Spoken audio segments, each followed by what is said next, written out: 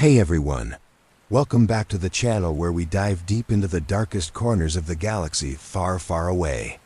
Tonight we're venturing into something truly extraordinary. Something that has been whispered about in the shadowed halls of ancient temples and buried beneath layers of galactic conspiracy for over 4,000 years.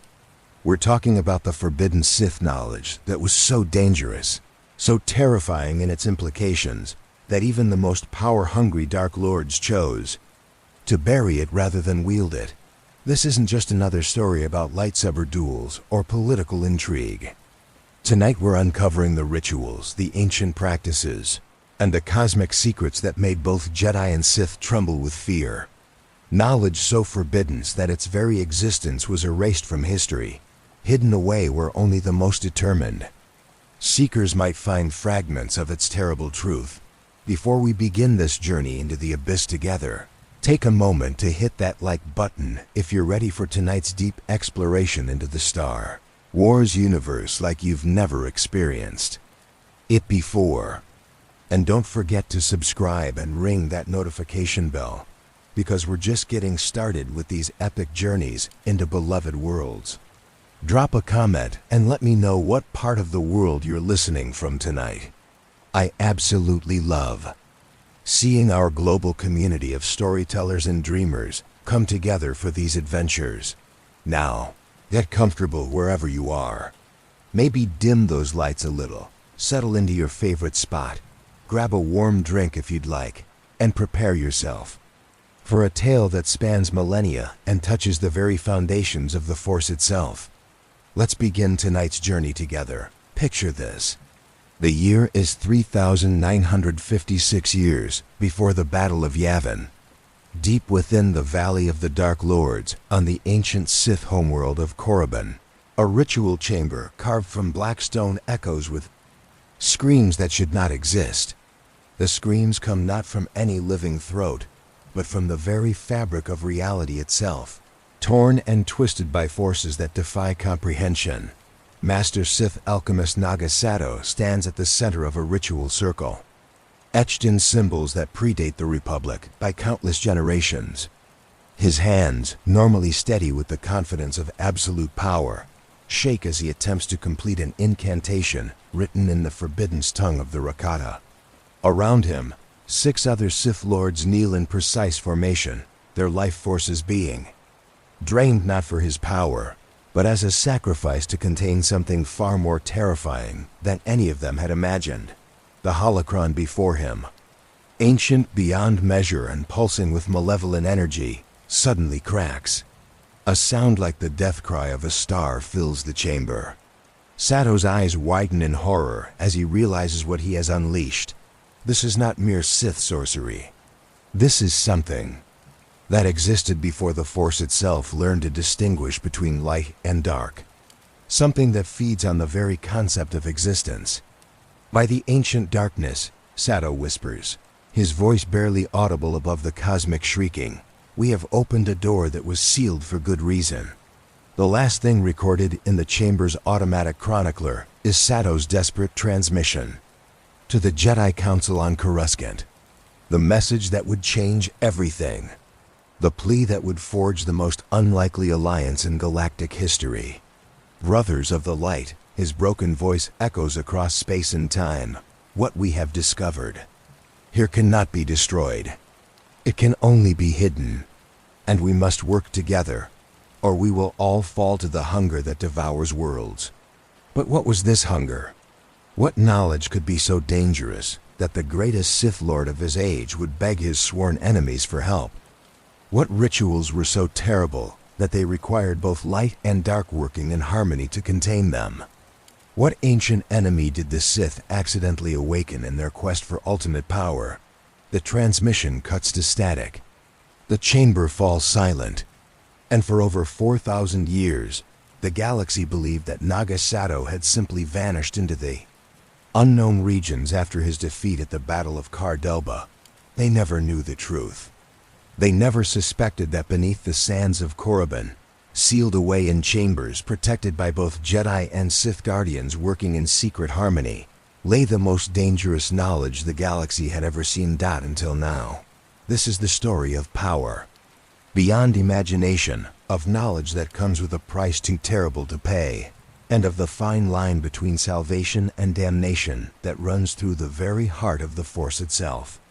This is the chronicle of the forbidden Sith knowledge that they buried in fear, and the cosmic horror that still sleeps beneath the surface of a galaxy that never knew how close it came to absolute annihilation. So settle in, dear listeners, as we begin our descent into the Forbidden's archives. Let the ancient chroniclers guide your imagination into realms where few have dared to venture, and fewer still have returned to tell the tale. In the present day, beneath the shifting crimson sands of Korriban, the ancient Sith Academy stands as a monument to forgotten ambitions. Its twisted spires reach toward a blood-red sky, casting shadows that seem to move independently of the weak sunlight that filters through the perpetual dust storms. This is where our journey truly begins, in the footsteps of those who sought power beyond mortal comprehension and paid prices that history has struggled to record. You are Dr. Kira Thane, former Imperial archaeologist turned independent researcher, driven by an insatiable hunger for the truth that lies buried beneath millennia of carefully constructed lies. Your credentials from the University of Coruscant open doors that your controversial theories about Sith-Jedi collaboration quickly closed. Now, 5 years after the fall of the Empire, you find yourself standing before the entrance to the Valley of the Dark Lords, with nothing but a damaged datapad, a handful of credits, and a burning need to understand why certain chapters of galactic history seem to have been deliberately erased. The wind carries whispers across the ancient burial grounds, and you can feel the weight of countless eyes watching from the shadows of crumbling tombs. The Force flows differently here, thick and viscous like blood, carrying echoes of conversations that took place when the Republic was nothing more than a dream in the minds of idealistic senators. Every step you take across the broken stones feels like a violation of some cosmic law, yet you cannot turn back. The fragments you discovered in the ruins of the Imperial archives have led you here, to this place where the very air seems to remember screams that should have been forgotten. Your guide materializes from the shadows, like a wraith given form. Professor Jorik Kell was once the Empire's foremost expert on Zed archaeology, a man whose knowledge of ancient civilizations was matched only by his reputation for ruthless academic ambition. The fall of the Empire stripped him of his titles and resources, but not his hunger for discovery. His weathered face bears the scars of too many expeditions into places that civilized beings avoid, and his eyes hold the kind of knowledge that comes with a price. Dr. Thane, his voice carries the refined accent of Coruscant's academic elite, though years of exile have given it a rougher edge. I received your transmission about the Sadow fragments. I must admit, I thought you were either brilliant or completely mad. Now that I see you've actually come to Korriban, I'm leaning toward mad. The two of you stand before the entrance to a tomb that doesn't appear on any official survey. The hieroglyphs carved into its surface are wrong somehow, as if whoever created them was trying to capture concepts that mortal language was never meant to express. The symbols seem to shift when you're not looking directly at them, forming patterns that make your mind recoil instinctively. These markings, you trace the air above them without daring to touch the stone. They're not standard Sith script. They're older, much older. Kel nods grimly. Pre-Sith. The kind of writing that the ancient Rakata used when they were trying to cage forces they couldn't understand. According to the Imperial surveys, this tomb was sealed approximately 4,000 years ago. But the sealing methods, the materials used, they don't match any known Sith burial practices. As you descend into the tomb's depths, the artificial lighting from your equipment seems inadequate against the pressing darkness. The walls are covered in murals that tell a story no history book has ever recorded. Ancient Sith lords working, alongside figures in Jedi robes, their faces turned upward in expressions of terror towards something that the artist couldn't or wouldn't depict clearly. The images suggest collaboration where there should be only conflict, unity in the face of some cosmic threat that transcends the eternal war between light and dark. The deeper you go, the more the architecture changes. What began as typical Sith tomb construction gradually gives way to something far more sophisticated and alien. The corridors widen into vast chambers supported by pillars carved from single pieces of unknown crystal that pulse with their own internal light. The technology here is beyond anything the Sith were capable of creating, beyond anything the Republic ever achieved. This isn't a tomb, you realize, your voice echoing strangely in the vast space. It's a vault, a prison. At the chamber's center stands a massive door sealed with both Sith alchemy and Jedi Force techniques, the two supposedly incompatible disciplines woven together in a pattern of breathtaking complexity. The door itself seems to be made from a material that absorbs light, rather than reflecting it, creating the unsettling impression that you're looking into a window to absolute nothingness. Kel approaches one of the control panels, his hands hovering over symbols that seem to writhe under the beam of his flashlight. The locking mechanism requires simultaneous activation from both sides of the Force spectrum. Someone with knowledge of Sith arts and someone trained in Jedi techniques would need to work together to open this. But there's something else here, something that makes the hair on the back of your neck stand on end. The chamber is filled with a presence that feels vast and patient and utterly alien. It's not malevolent in any way you can understand, but it's so fundamentally different from anything you've encountered that your mind struggles to process its existence. It's like trying to have a conversation with the concept of entropy itself. "We're not alone here," you whisper, though you're not sure why you feel the need to lower your voice. Kel has gone very still, his face pale in the artificial light. "No, we're not. There's something behind that door, something that's been waiting for a very long time. And I think it knows we're here." The implications crash over you like a wave. This isn't just archaeological discovery. This is contact with something that predates everything you thought you knew about the galaxy. The fragments you found in the Imperial archives, the references to forbidden rituals and cosmic threats, they were all leading to this moment. But even as excitement floods through you at the magnitude of the discovery, a deeper part of your mind is screaming warnings.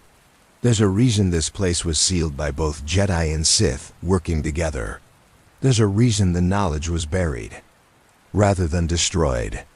Some doors, once opened, can never be closed again. The presence behind the sealed door seems to pulse stronger, as if responding to your proximity.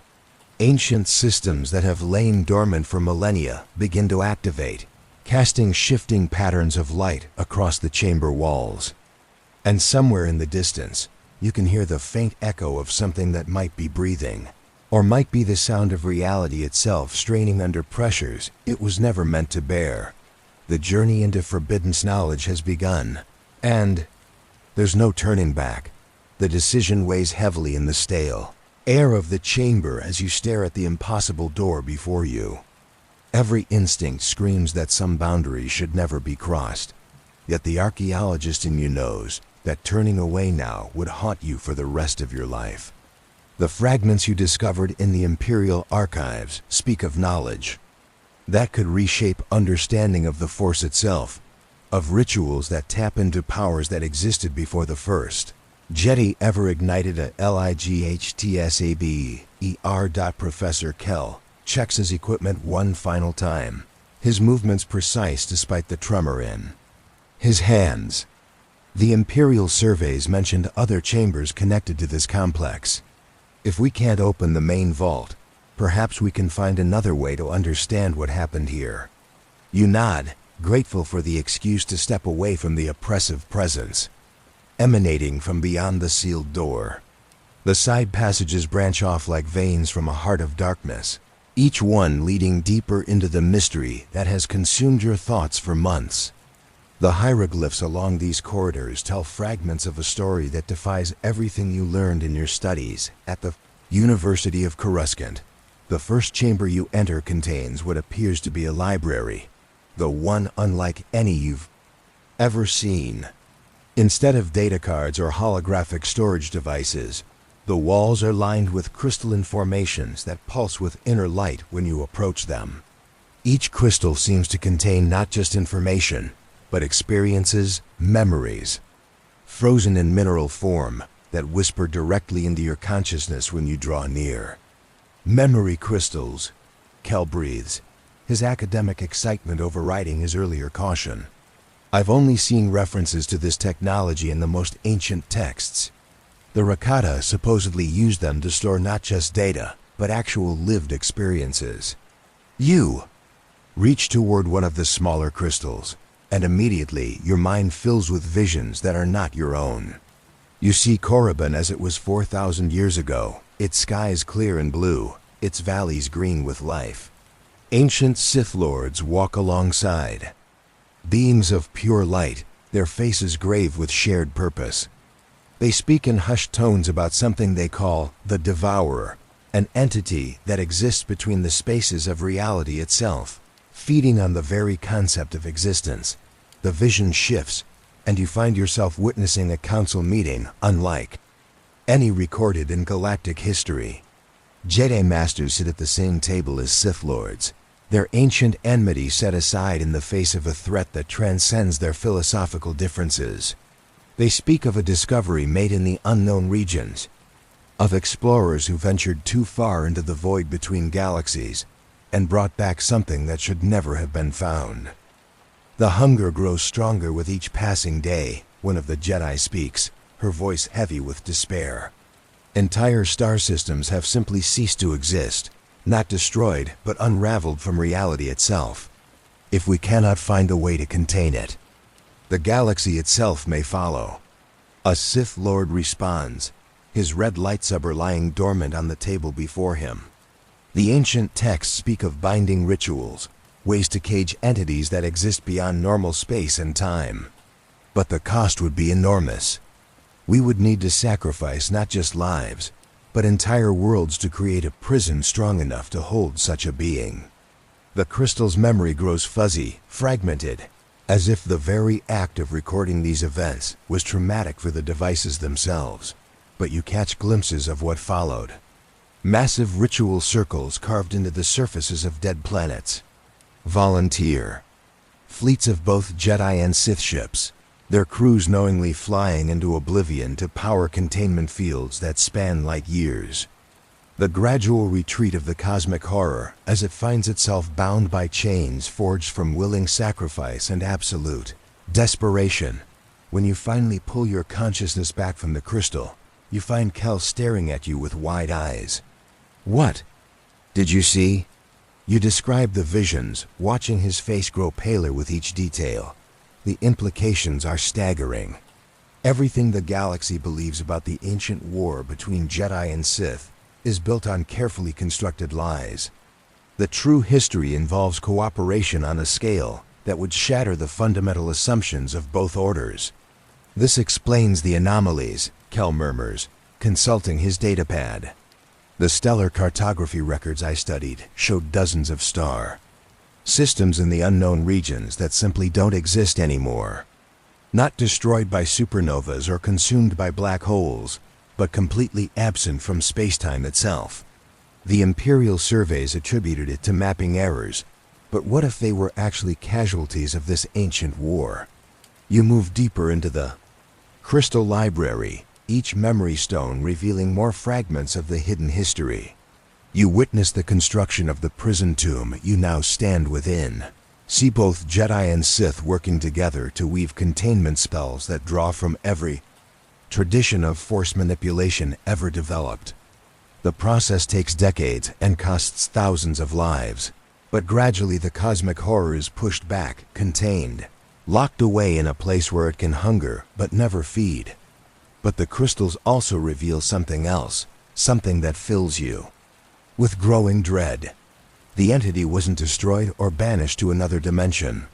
It was simply imprisoned, bound by rituals that require constant maintenance, constant sacrifice to keep the containment field stable.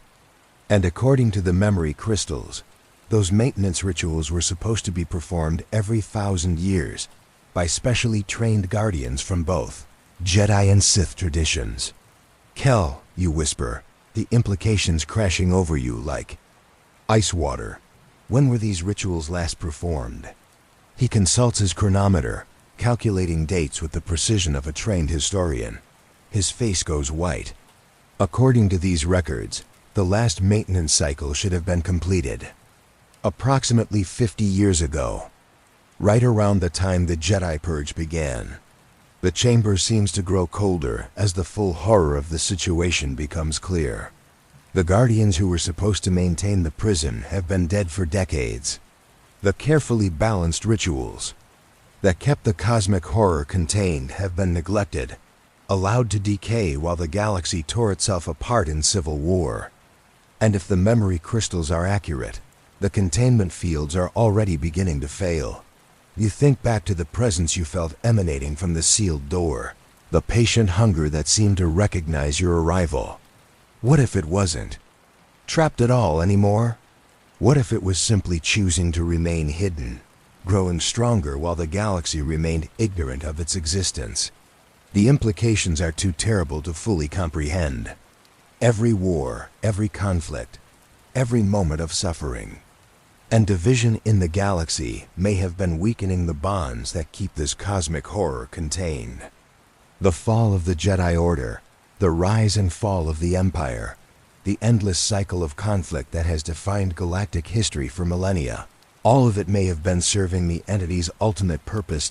As you stand in the crystal library surrounded by the preserved memories of ancient heroes who sacrificed everything to save a galaxy that would never know their names, one question echoes through your mind with terrifying clarity. If the prison is failing and the guardians are dead, who will perform the rituals necessary to renew the containment? And what happens to the galaxy if no one does? The weight of discovery presses down upon you as you and Kel venture deeper into the crystalline archive, each step taking you further from the comfortable certainties of recorded history and into a realm where ancient secrets whisper from every shadow.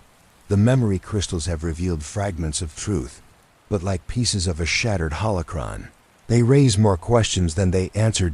In the deepest section of the library, you discover something that makes your heart race with both excitement and terror. A series of larger crystals, each one the size of a person, arranged in a perfect circle around what appears to be an ancient ritual altar. Unlike the smaller memory stones, these massive formations seem to contain not just experiences, but entire consciousness patterns, preserved thoughts and personalities of beings who lived and died millennia ago. Preservation matrices, Kel breathes, his voice filled with academic wonder tinged by growing fear. I've read theoretical papers about this technology, but I never believed it actually existed. These crystals don't just store memories, they contain the actual minds of the people who use them. As you approach the nearest crystal, it begins to pulse with increased intensity, responding to your presence with an eagerness that feels almost desperate. The surface grows warm beneath your palm, and suddenly you're no longer standing in the tomb, but experiencing the final moments of someone who died 4,000 years ago. You are Master Darth Revan, though that title feels hollow now in the water. Face of cosmic horror. Your legendary tactical genius, your mastery of both light and dark sides of the Force, all of it seems insignificant compared to the entity that hungers beyond the barriers of reality. Around you, fellow members of the Secret Council work frantically to complete the binding, rituals that represent the galaxy's last hope for survival. The chamber where you work is not the tomb you now explore, but a massive complex built within the heart of a dying star, using the stellar core's immense energy to power containment fields of unimaginable scope. Jedi Masters whose names have been lost to history work alongside Sith Lords whose very existence has been erased from all records. their ancient enmity forgotten in the face of absolute necessity. The primary containment grid is holding, reports Master Kriya, her voice carrying the wisdom of ages and the exhaustion of someone who has seen too much. But the entity is adapting, learning to exploit weaknesses in our binding patterns faster than we can compensate. You nod grimly, feeling the cosmic horror's alien intelligence pressing against the barriers your combined orders have erected. It doesn't hate or love or feel anger in any way a mortal mind can understand. Instead, it simply is, existing as a fundamental force of uncreation that seeks to return all of existence to the primordial void from which it emerged. Then we move to the final protocol, you decide, knowing that the words you speak will doom not just yourself, but thousands of others who have volunteered for this ultimate sacrifice. Activate the consciousness preservation matrices. If we cannot maintain the prison through our physical presence, then our minds must become part of the containment itself. The process that follows is unlike anything in recorded galactic history. One by one, the greatest force users of the age willingly transfer their consciousness into the crystalline storage devices, their life force becoming part of the binding spells that keep the cosmic horror contained. Jedi Masters merge their essence with Sith Lords, their opposing natures creating a balance that no single tradition could achieve alone. As your own consciousness begins to transfer into the crystal matrix, you feel the weight of future millennia pressing down upon you. You will remain here, aware and thinking, for as long as the galaxy exists, your mind forever focused on maintaining the barriers that keep unthinkable horror at bay. It is a sacrifice beyond death, an eternal vigil in service to worlds that will never know they owe their existence to your endless suffering. But even as your physical form dissolves, you catch a glimpse of something that fills you with dread. The entity has learned from your binding attempts, adapting its essence to exploit weaknesses you hadn't anticipated. The prison will hold for a time, perhaps millennia, but eventually the barriers will weaken. And when they do, the galaxy will need new guardians, new heroes willing to make the ultimate sacrifice. The vision ends abruptly, leaving you gasping in the present-day tomb as your consciousness snaps back to your own body. Kel steadies you as you stumble, his face etched with concern and growing horror. The preservation matrices, you whisper, staring at the massive crystals with new understanding. They're not just storage devices, they're prisons. The minds of ancient Jedi and Sith are trapped inside them, using their consciousness to maintain the containment spells. Kel follows your gaze, and you can see him reaching the same terrible conclusion. And if the crystals are damaged, if the consciousness patterns are disrupted, then the containment fails completely. The implications cascade through your mind. Like falling dominoes, the entity isn't just imprisoned by physical barriers and force techniques. It's held in place by the eternal suffering of the greatest heroes the galaxy has ever produced. Their minds locked in an endless battle against cosmic horror that grows stronger with each passing century. But the crystals are ancient, their surfaces cracked and worn by millennia of strain. Several show signs of severe damage, their inner light flickering weakly like dying stars.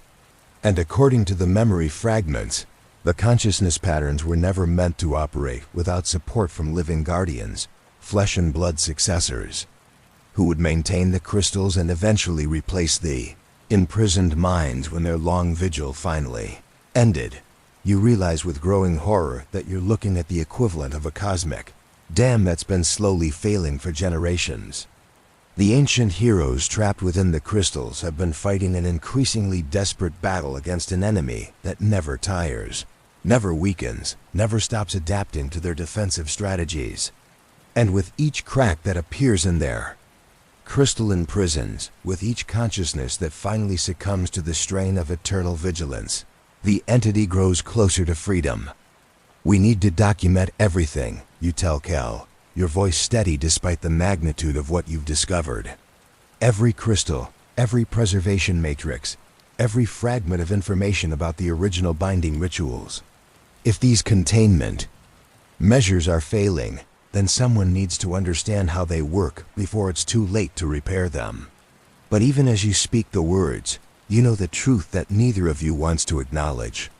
The knowledge required to maintain these ancient safeguards died with the Jedi Purge and the destruction of the Sith. The living traditions that supported the crystalline guardians have been broken, their teachings lost to war and ideology and the simple passage of time. The galaxy is protected by failing technology that no one remembers how to repair, guarded by ancient heroes whose eternal sacrifice is slowly coming to an end. And somewhere beyond the weakening barriers, something vast and patient and utterly alien continues to wait for the moment when the last crystal finally cracks and the prison doors swing wide. The question is no longer whether the containment will fail, but when, and whether anyone will be ready when it does. The revelation strikes you with the force of a crashing starship as you stand among the flickering preservation matrices. Everything makes sense now. The entity isn't some random cosmic horror that stumbled into our galaxy by accident. The patterns you've observed, the way it seems to exploit the divisions between Jedi and Sith, the timing of its discovery during periods of galactic conflict, all of it points to a terrifying conclusion that your mind initially rejects. Cal, you whisper, your voice barely audible in the crystal chamber. What if we've been looking at this backwards? What if the entity didn't accidentally find its way into our reality?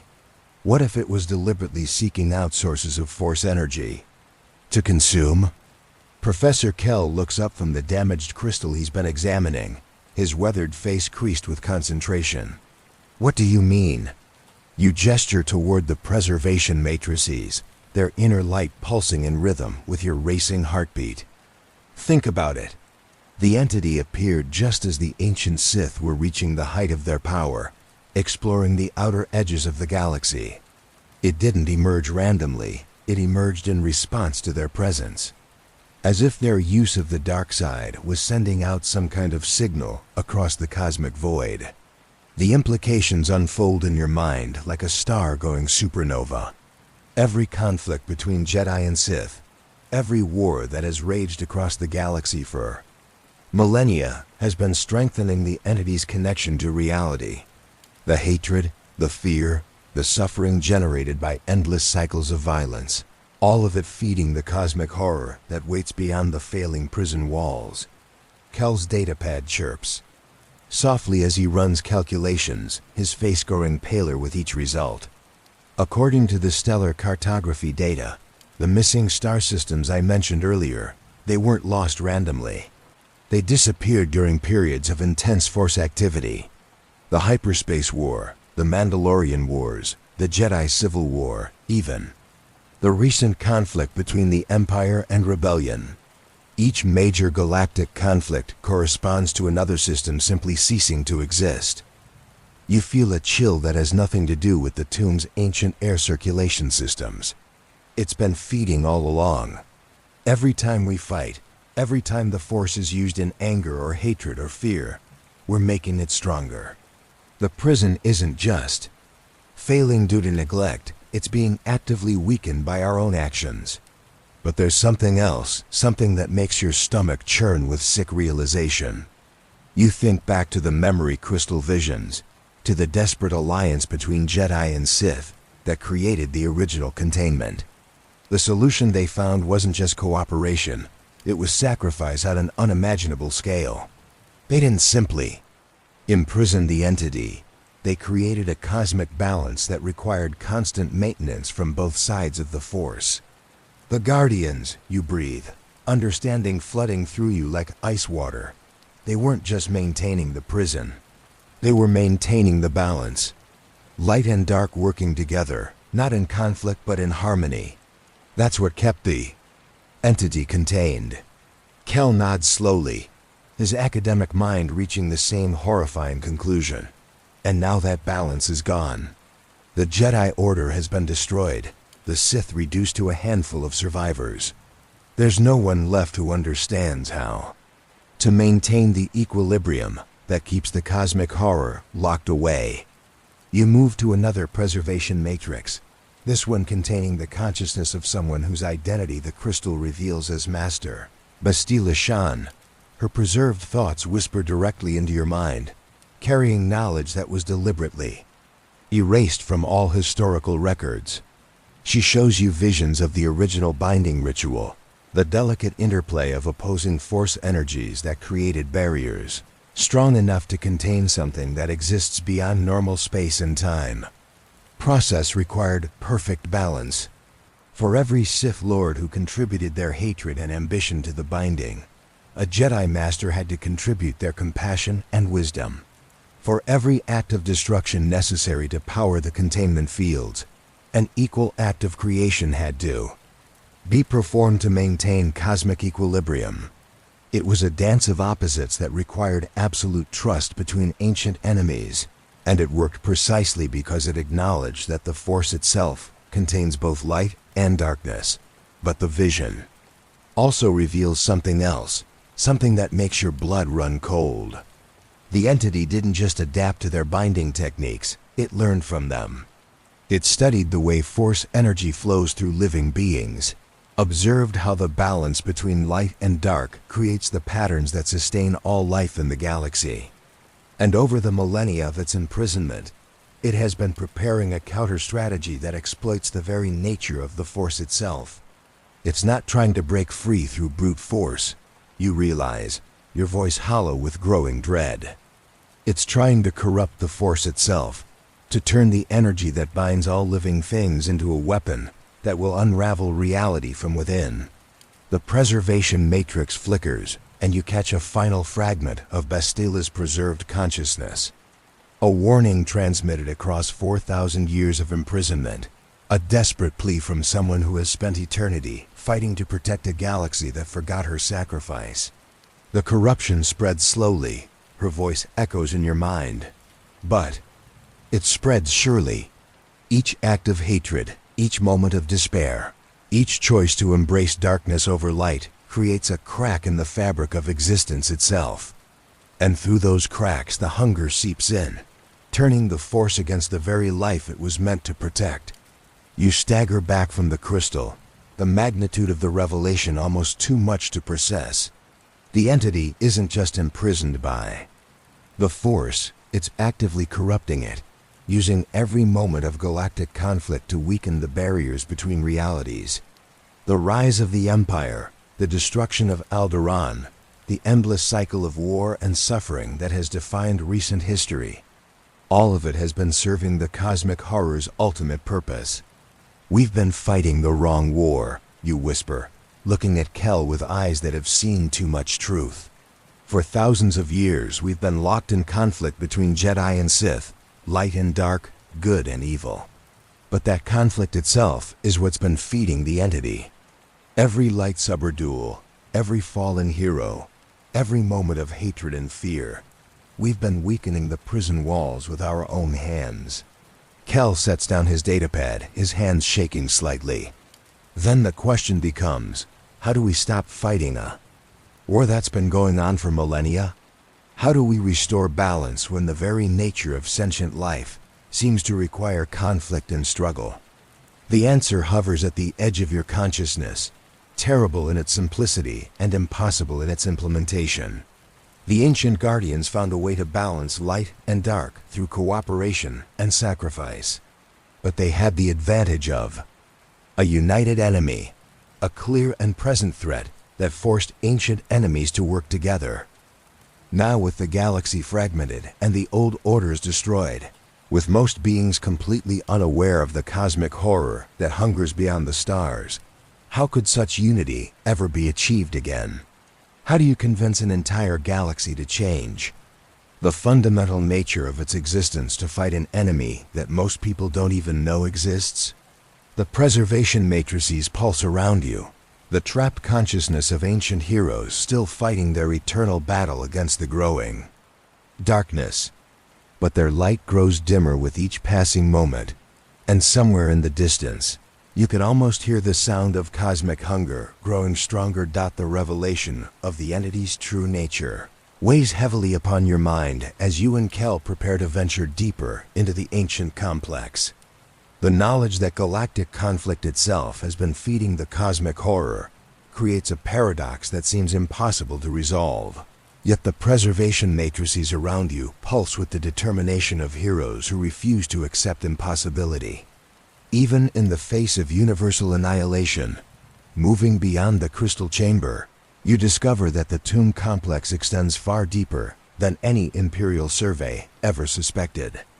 Ancient corridors branch off in directions that seem to defy the laws of physics, leading to chambers that exist in pocket dimensions carved from the fabric of space-time itself.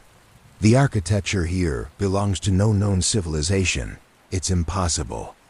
Geometry suggesting construction techniques that predate the formation of the galaxy itself. These passages, Kel murmurs, consulting his instruments with growing confusion. They're not following normal spatial relationships.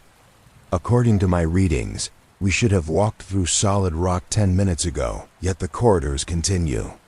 You nod, feeling the strange warping of reality that surrounds you like a living thing.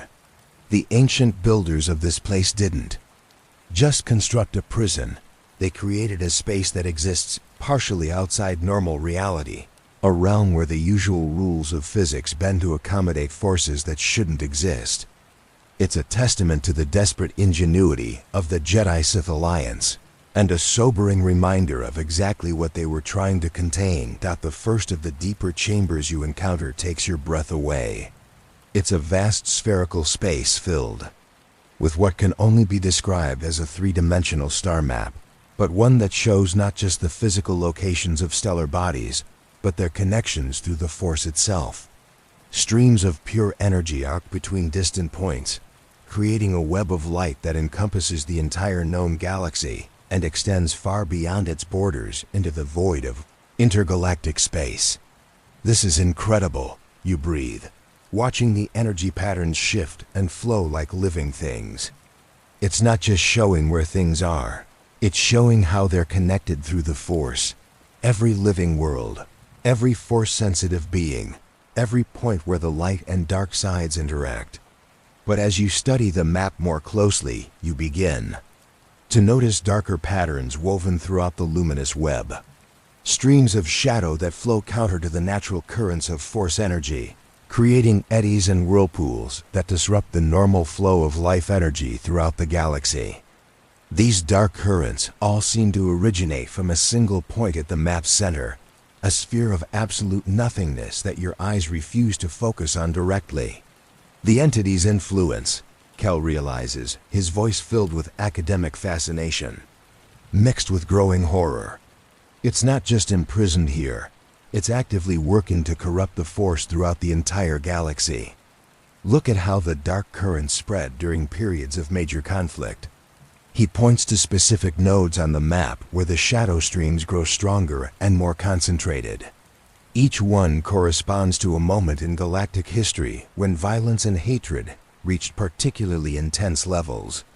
The destruction of Malachor V, the fall of the Jedi Temple, the obliteration of Alderaan, all of them appear as bright flares of darkness that send ripples of corruption throughout the Force network. It's been using our wars as focal points. You realize with sick understanding, every time we fight, we create disruptions in the Force that the entity can exploit to extend its influence. The more we hate, the more we fear, the stronger its connection to our reality becomes. The star map shifts, showing potential future timelines that branch out from the present moment like a vast tree of possibility. In most of these futures, the dark currents continue to spread until they overwhelm the natural flow of Force energy entirely. You watch with growing dread as timeline after timeline shows the same result, the complete corruption of the Force itself, followed by the systematic unraveling of reality as the cosmic horror finally breaks free from its weakening prison. But there are other timelines, fewer in number but still present, where the corruption is halted and even reversed. In these futures, the dark currents are contained by something that the map shows as streams of pure balance, energy that is neither light nor dark, but something that transcends both. These balanced currents seem to flow from specific individuals scattered throughout the galaxy, beings who have somehow learned to channel both aspects of the Force without falling to either extreme. The Gray Jedi, Kel whispers, recognizing the implications. The texts speak of Force users who rejected the rigid doctrines of both Jedi and Sith, who sought to understand the Force as a unified whole rather than opposing forces in conflict. You study the balanced currents more closely, noting how they seem to strengthen the natural barriers between realities while simultaneously healing the damage caused by the entity's corruption.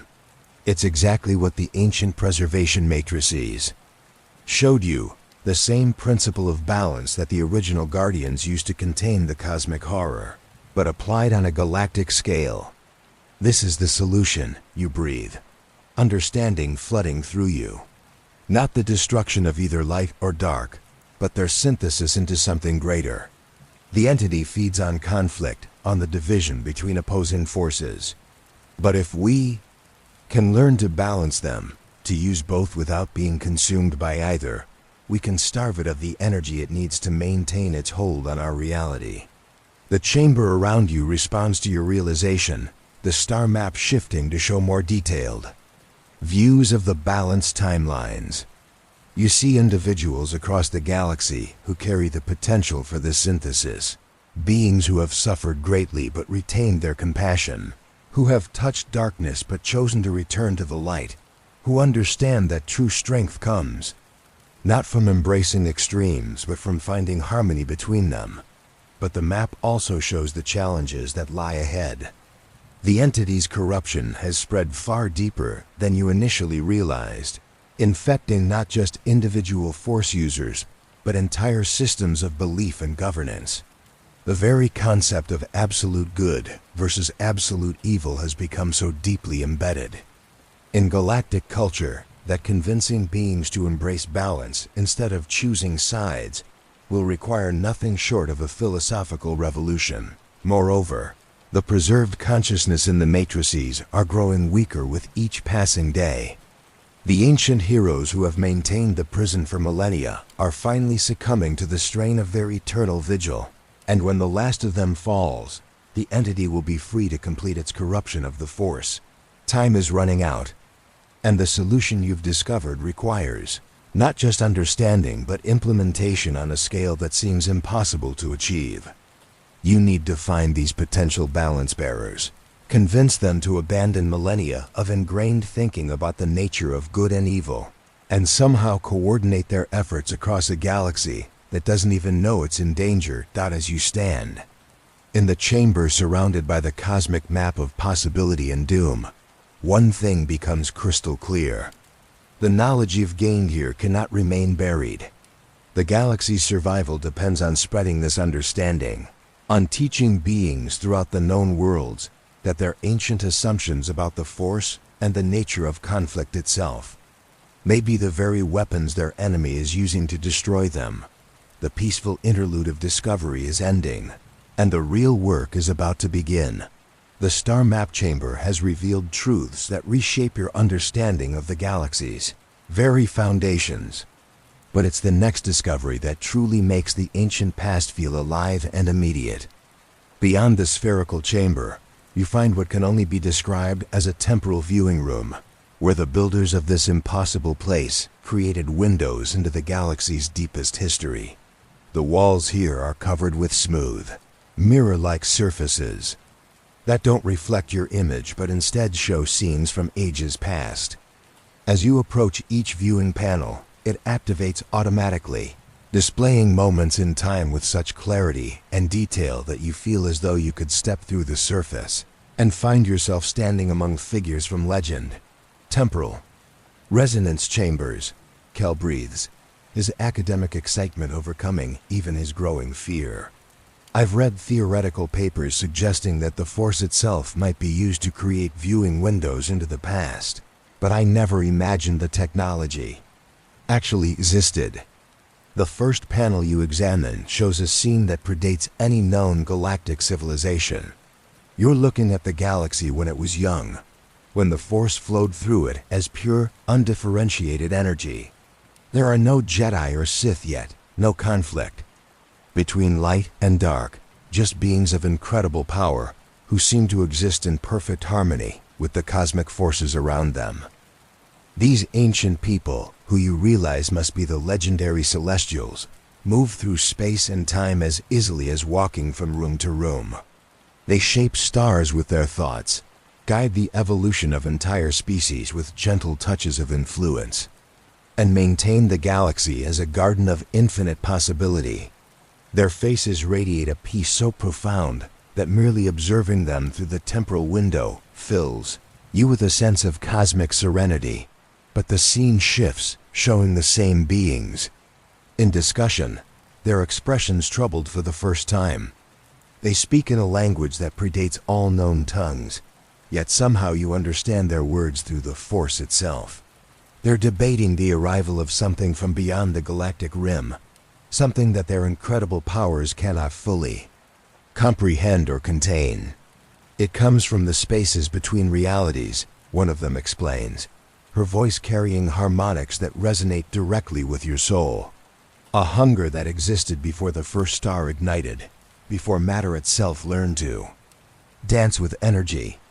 We have shaped galaxies and guided the birth of consciousness across 1,000,000 worlds, yet this entity represents something that our understanding cannot encompass. Another celestial, his presence radiating ancient wisdom, responds with words that chill you to the bone. It is not evil as we understand evil, for it exists beyond such concepts. It simply is, and its nature is to unmake what we have made, to return all complexity to the primordial void from which it emerged. Against such a force, our power alone is insufficient. The temporal window shows what happens next, and you watch in fascination as these godlike beings make a decision that will echo through the millennia. Rather than attempt to destroy the cosmic horror, they choose to withdraw from active involvement in galactic affairs, using their remaining time to create the frameworks that future civilizations will need to maintain the balance they can know longer preserve themselves. You see them crafting the fundamental structures that will eventually give rise to the Jedi and Sith traditions, embedding within the very nature of the Force the seeds of both light and darkness. It's a deliberate choice, you realize, not a flaw or accident. They're creating opposing forces that will eventually learn to work together, just as the entity's presence will force them to transcend their artificial divisions. The Celestials know they cannot win the coming war, so instead they prepare their successors for a conflict that will span millennia. They scatter across the galaxy, some entering deep hibernation in hidden sanctuaries, others transforming themselves into pure Force energy to become one with the cosmic flow itself. But before they withdraw, they create one final safeguard, a failsafe that makes your heart race with sudden hope. The Chosen One prophecy, you whisper, understanding flooding through you as you watch the ancient beings weave patterns of destiny into the very fabric of reality. It wasn't just about bringing balance to the Force. It was about creating someone who could serve as a living bridge between light and dark when the final confrontation arrives. The temporal window shifts again, showing you scenes from more recent history, but viewed through the lens of cosmic perspective. You see Anakin Skywalker's fall and redemption, not as personal tragedy, but as necessary preparation for his son's eventual role. Luke's victory over the Emperor wasn't the end of the story, but merely one step in a much larger pattern. But the visions also show you something troubling. The entity has been influencing events from its prison, using its growing connection to Kuing, the Force to manipulate the very prophecies meant to contain it. The fall of the Jedi, the rise of the Empire, even the destruction of the second Death Star. All of these events have served its purpose by creating the chaos and division it needs to strengthen its hold on reality. It's been playing a game that spans thousands of years. Kell observes, studying the temporal patterns with the analytical mind of a trained historian. Every major galactic conflict, every rise and fall of civilizations has been guided to serve its ultimate goal of escaping its prison. Yet the Celestials anticipated even this possibility. In the deepest layers of the temporal viewing chamber, you discover records of a final protocol, a last resort built into the very structure of the galaxy itself.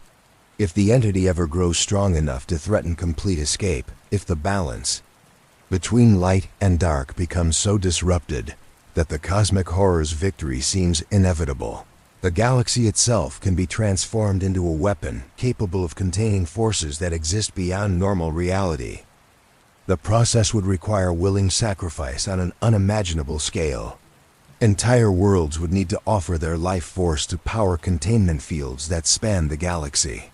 Every force-sensitive being would need to link their consciousness together, creating a collective mind capable of maintaining the cosmic balance that individual beings cannot achieve alone. It would mean the end of the galaxy as you know it, the transformation of billions of individual lives into a single unified defense against universal annihilation. But it would also represent the ultimate expression of the balance the Celestials sought to create, the perfect synthesis of all opposing forces working together for a common purpose. The final option, you breathe, watching the temporal windows, show possible futures where this last protocol is activated. If we can't restore balance through individual choice and understanding, we become the balance itself, merging every consciousness in the galaxy into a living prison that the entity cannot corrupt or escape. The implications are staggering. The knowledge you've gained here doesn't just reveal the true nature of the cosmic threat. It shows you exactly what the stakes are and what choices lie ahead. The galaxy can be saved, but only through either a philosophical revolution that seems impossible to achieve, or a sacrifice so complete that it would fundamentally alter the nature of existence itself. As you stand in the temporal viewing chamber, surrounded by windows into past and future, you realize that the peaceful phase of your journey is ending. The time for gathering knowledge is nearly over, and the moment for action approaches with the inevitability of a collapsing star. The weight of cosmic revelation settles over you like a shroud as you leave the temporal viewing chamber. But nothing could have prepared you for what awaits in the deepest level of the ancient complex. Here, carved into the living rock of Korriban itself, you discover the personal archive of Darth Revan, the legendary figure whose consciousness you encountered in the preservation matrix above. Unlike the grand chambers you've explored, this space feels intimate, almost human in its scale. Personal belongings from across millennia line carefully maintained shelves, lightsabers from both Jedi and Sith traditions, ancient texts written in dozens of languages, artifacts from civilizations that existed before the Republic was even conceived. But it's the journal entries, preserved in both written form and force-sensitive crystals, that reveal the true scope of what the galaxy's greatest tactical mind discovered during his final years. These are incredible, Kel whispers, carefully handling a datapad that contains Revan's personal observations about the entity. He didn't just help create the original prison, he spent decades studying the cosmic horror's nature, trying to understand not just what it was, but why it existed at all. You activate one of the force crystals, and immediately Revan's presence fills your mind with thoughts that carry the weight of unbearable knowledge.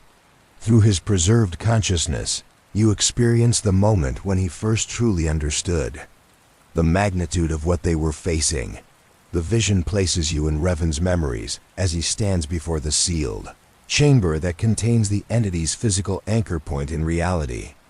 Unlike your own tentative approach to the massive door, Revan actually opened it, actually looked upon the cosmic horror with his own eyes. The experience nearly destroyed his sanity, but it also provided insights that no theoretical study could match. It is not malevolent.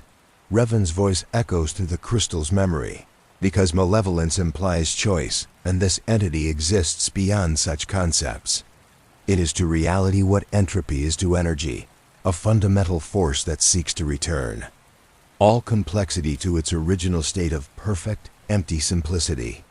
We think of it as evil because its nature threatens our existence, but from its perspective, our very presence in the universe is an aberration that must be corrected.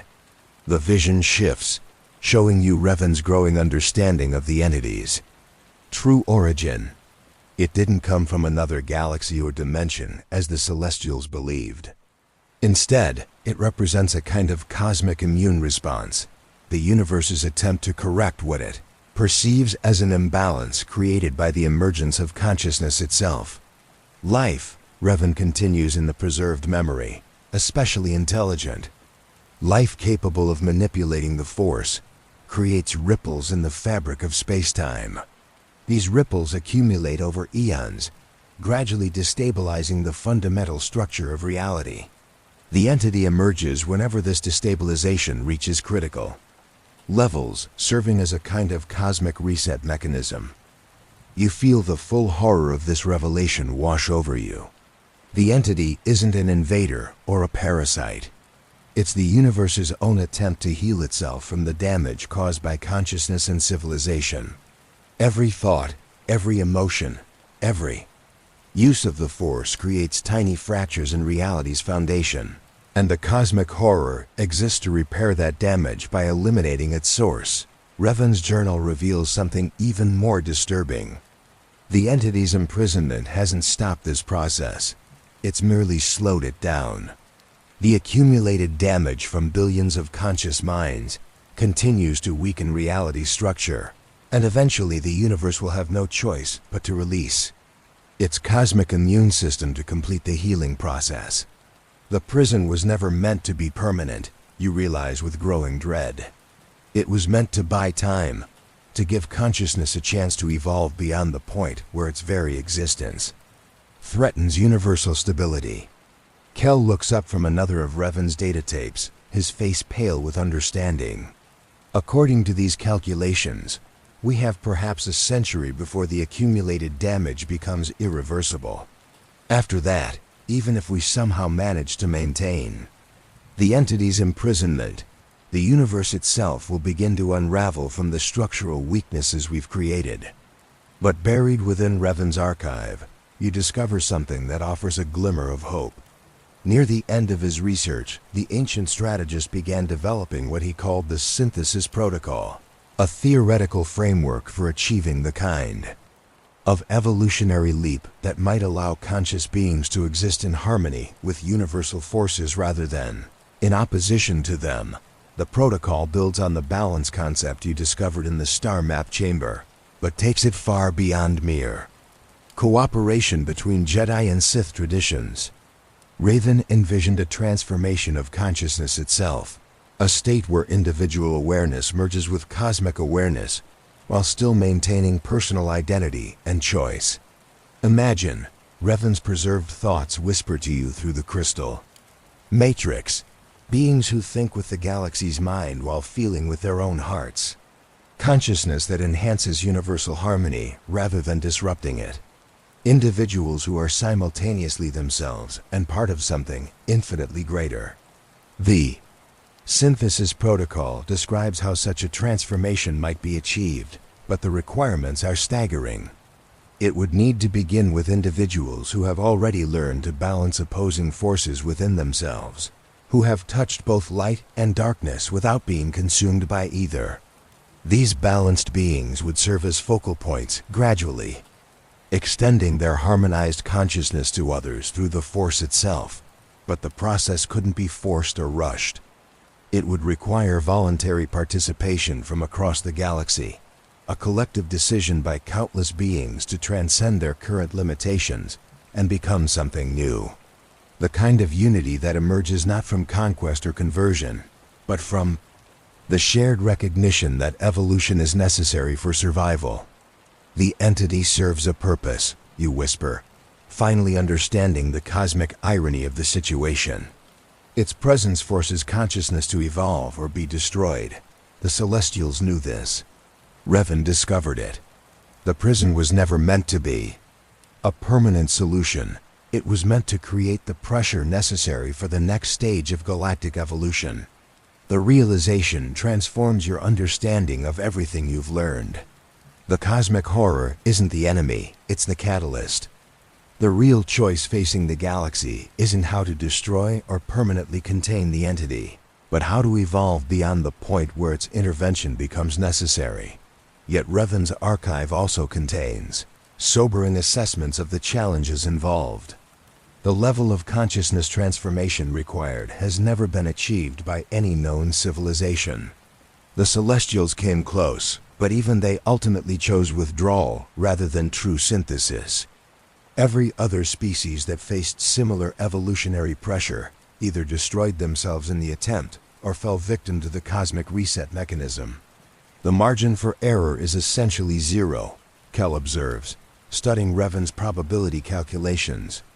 If the transformation process fails, or if too few beings choose to participate, the accumulated consciousness damage will trigger the entity's release anyway. We would face annihilation without even the dignity of having tried to contain the threat. Standing in Revan's personal archive, surrounded by the life's work of perhaps the galaxy's greatest strategic mind, you feel the full weight of destiny settling upon your shoulders.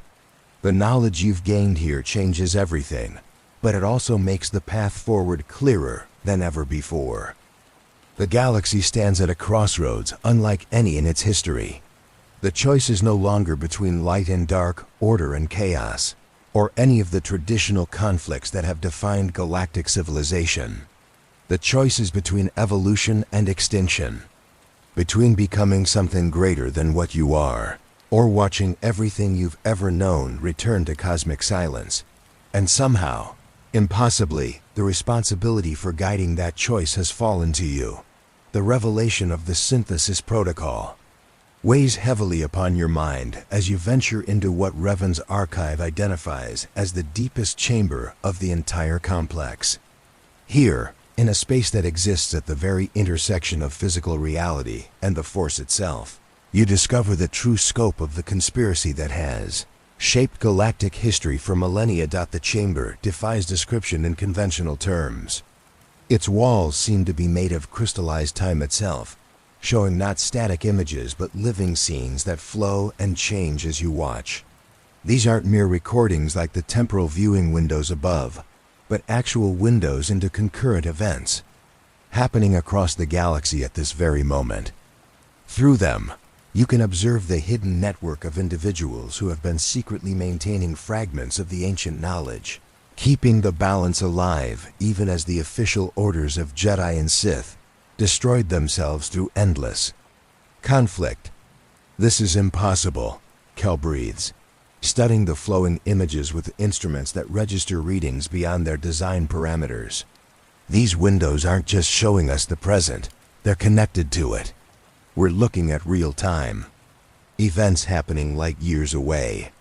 On one crystalline surface, you observe a figure you recognize from historical texts as Jolie Bendo, the eccentric former Jedi who survived the Purge by abandoning orthodox thinking decades before it became necessary.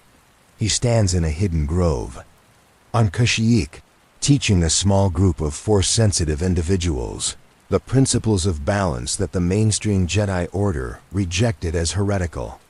The Force isn't your servant. His voice carries through the crystal connection with perfect clarity, and you're not its master.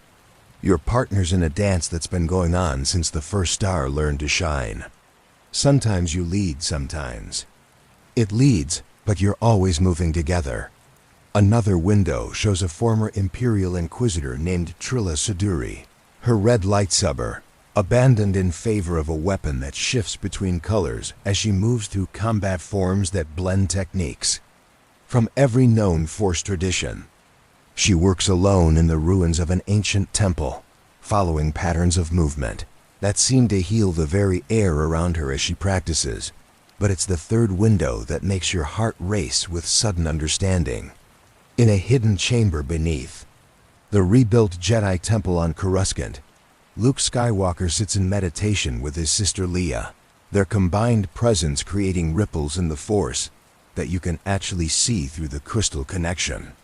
Around them float dozens of ancient texts and artifacts, including several items you recognize from Revan's personal collection. "They know," you whisper, watching as Luke's consciousness seems to touch the very boundaries of the chamber you're standing in. The new Jedi leadership knows about the entity, about the failing prison, about everything. Kel points to additional windows showing similar scenes across the galaxy. Former Imperials working alongside ex-rebels, dark side adepts collaborating with light side practitioners, beings from dozens of species united by their understanding that the old divisions no longer matter in the face of cosmic necessity. It's already begun, he realizes with growing excitement. The synthesis protocol isn't just a theoretical framework, it's being implemented. These individuals aren't working in isolation. They're part of a coordinated effort to prepare the galaxy for the transformation Revan envisioned. But as you study the network more closely, you discover that the coordination goes far deeper than you initially realized. The connections between these scattered individuals aren't random. They follow patterns that were established thousands of years ago by the original Guardians. Each person in the network occupies a specific position in a galactic scale formation, designed to channel and focus force, energy across impossible distances. The preservation matrices in the chambers above aren't just maintaining the entity's prison.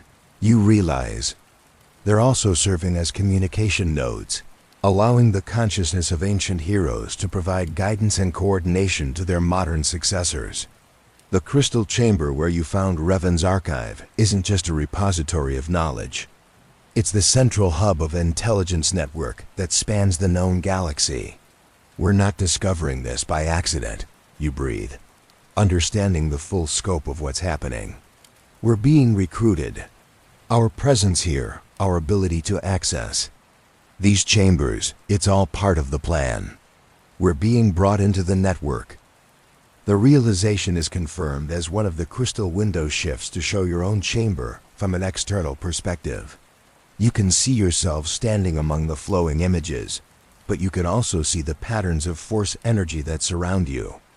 The way your presence has activated dormant systems throughout the complex. Revan's consciousness stirs within the preservation matrix, his ancient voice carrying across 4,000 years of imprisonment. The moment of choice arrives sooner than we hoped. The entity grows stronger with each passing day, and the prison can no longer contain it indefinitely. The network must be activated fully, or all our preparations will have been for nothing. Through the crystal connections, you watch as similar activations begin occurring across the galaxy. Hidden temples on distant worlds begin to glow with their own inner light. Individuals who have spent years in preparation suddenly find themselves in contact with ancient consciousnesses that have waited millennia for this moment. The scattered pieces of the synthesis protocol begin to coalesce into a unified plan of action, but you also see the opposition forming. The entity's influence hasn't been passive during its imprisonment. Through the cracks in its containment, it has been reaching out to individuals whose consciousness is particularly susceptible to cosmic horror. These corrupted beings, convinced that the universe's reset is inevitable, and that they can gain power by serving as its agents, work actively to prevent the synthesis from succeeding. The First Order, Kel realizes, watching as several windows show familiar figures from recent galactic conflicts. The various Sith cults, the dark side religious movements, even some of the more extreme Jedi splinter groups. They're not separate organizations. They're all part of the entity's influence network.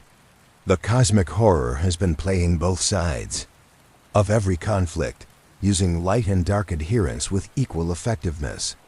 By convincing beings that they must choose absolute dedication to one side or the other, it has prevented the kind of balanced thinking necessary for the synthesis to succeed. You watch through the crystal windows as the final phase of the ancient plan begins to unfold. Across the galaxy, individuals who have spent years preparing for this moment begin to link their consciousness together, creating a network of minds that spans star systems. The process is voluntary, requiring each participant to consciously choose evolution over the comfortable certainties of their current existence. But success is far from guaranteed. The entity's corruption runs deep, and for every individual who chooses synthesis, others choose the familiar comfort of absolute beliefs. The transformation requires not just individual evolution, but collective commitment on a scale that has never been achieved in galactic history. Standing in the crystal chamber, connected now to the ancient network of guardians and their modern successors, you feel the weight of cosmic destiny settling upon your shoulders. The choice is no longer abstract or theoretical. The moment has arrived when every conscious being in the galaxy must decide whether to cling to their current limitations or risk everything in the pursuit of something greater. The synthesis begins now, with you at its center, whether you're ready or not. The moment of connection floods through you with overwhelming intensity as the crystal network fully activates, linking your consciousness to minds across the galaxy in ways that transcend all previous understanding of the Force.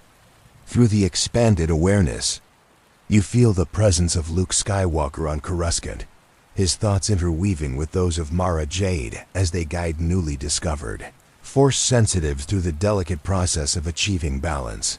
You sense Jolie Bendo's ancient wisdom flowing through the network from his sanctuary on Kashyyyk, his irreverent humor serving as an anchor point for younger minds struggling to reconcile opposing philosophies.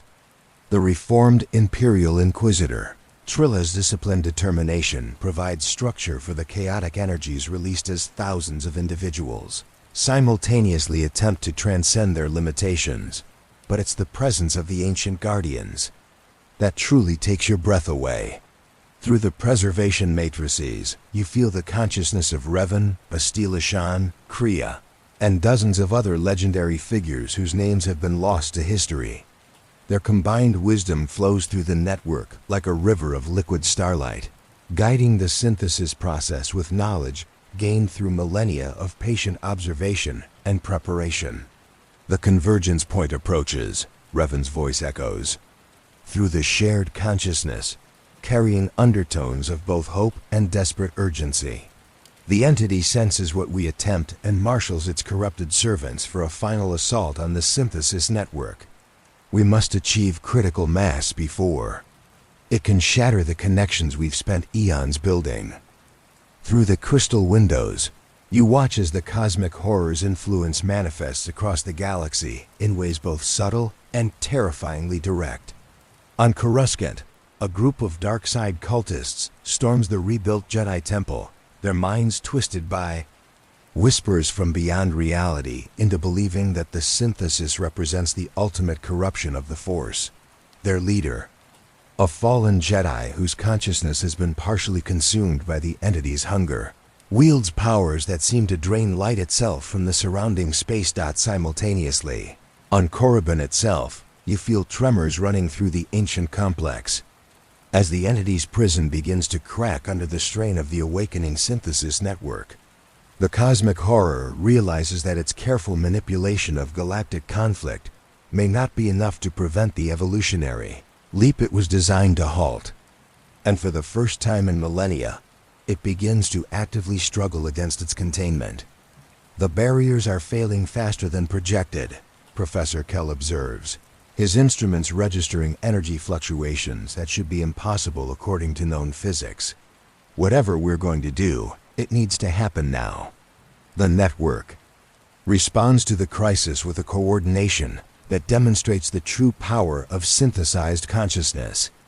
Across the galaxy, individuals who have achieved balance begin to share not just their knowledge but their actual experiences, creating a collective library of wisdom that grows exponentially with each new connection.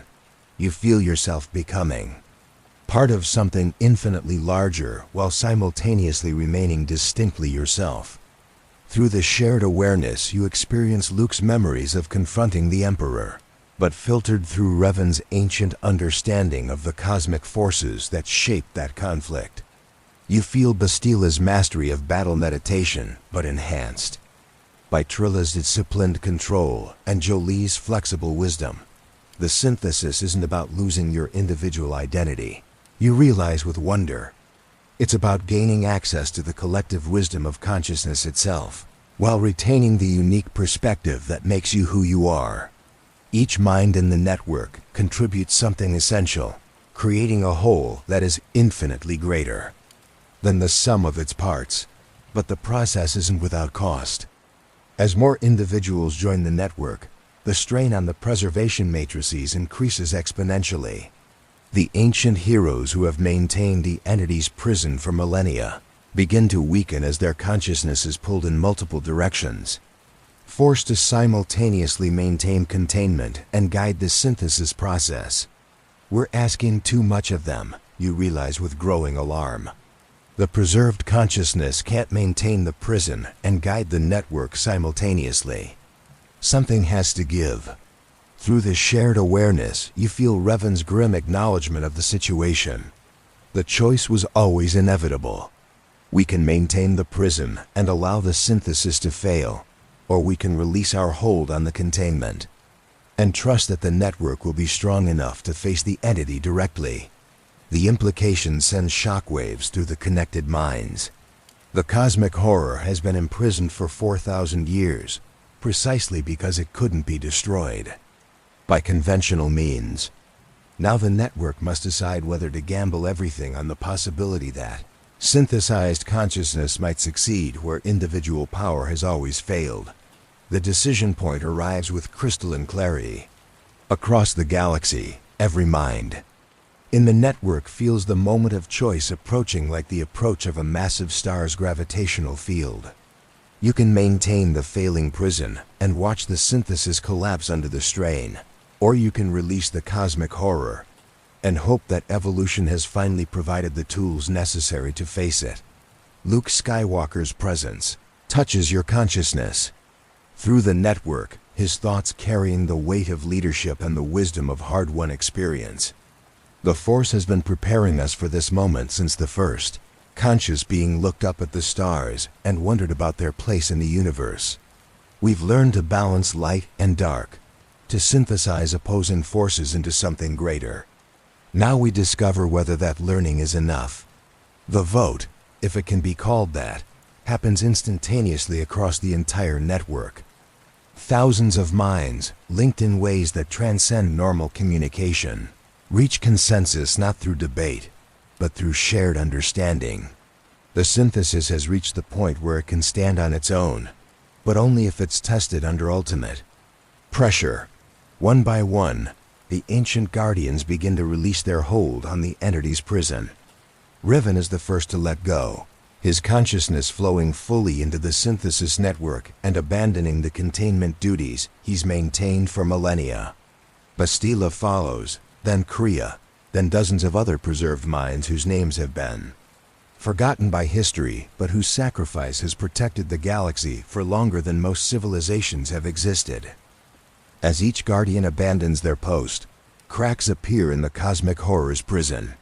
Not the gradual degradation you've observed before, but deliberate, controlled fractures that will allow the entity to emerge under circumstances of the networks. Choosing rather than its own, the entity's response is immediate and terrifying. As its prison weakens, waves of cosmic hunger wash over the galaxy like tsunamis of uncreation. Star systems that have stood for billions of years begin to flicker as reality itself becomes unstable. The entity hasn't even fully emerged, and already its presence is causing fundamental damage to the fabric of space-time. But the synthesis network holds. Strengthened by the full consciousness of the ancient guardians and guided by the collective wisdom of thousands of balanced minds, it begins to weave new patterns of force energy that actually stabilize reality rather than disrupting it. For the first time in galactic history, consciousness and cosmic forces work in perfect harmony, creating something that neither could achieve alone.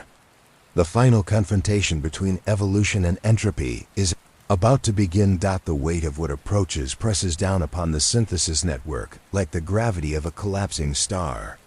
Through the crystal connections, you feel the collective consciousness of thousands of minds bracing for an encounter that will determine not just the fate of the galaxy, but the very nature of existence itself. The entity stirs behind its weakening barriers, and with each crack that appears in its prison, reality itself seems to hold its breath. You stand in the crystal chamber alongside Professor Kell, but your awareness extends far beyond the confines of Korriban. Through the network, you experience the galaxy as a living organism, feeling the pulse of countless worlds and the flow of force energy between star systems, like the circulation of cosmic blood.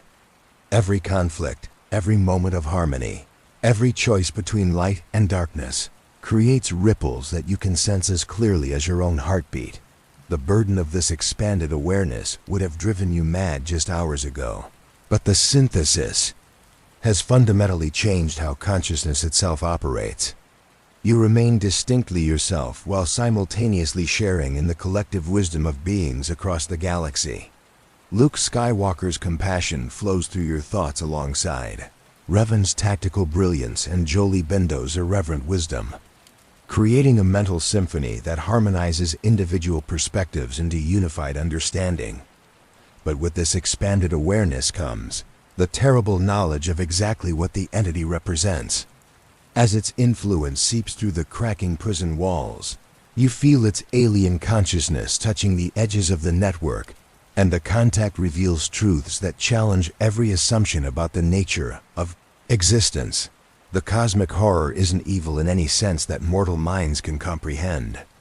It's a fundamental force of the universe, as natural and necessary as gravity or electromagnetic radiation.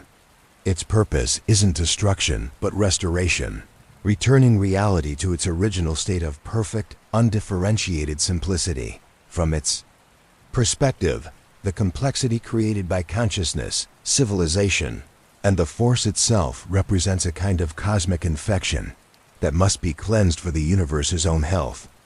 It's not trying to destroy us out of hatred. You realize with crystalline clarity, your understanding shared instantly across the entire network.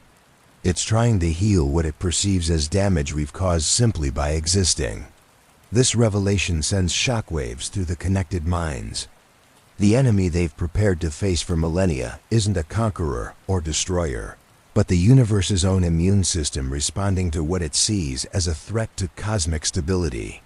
Every thought, every emotion, every manipulation of the force creates tiny fractures in reality's foundation, and the entity exists to repair that damage by eliminating its source through the synthesis network.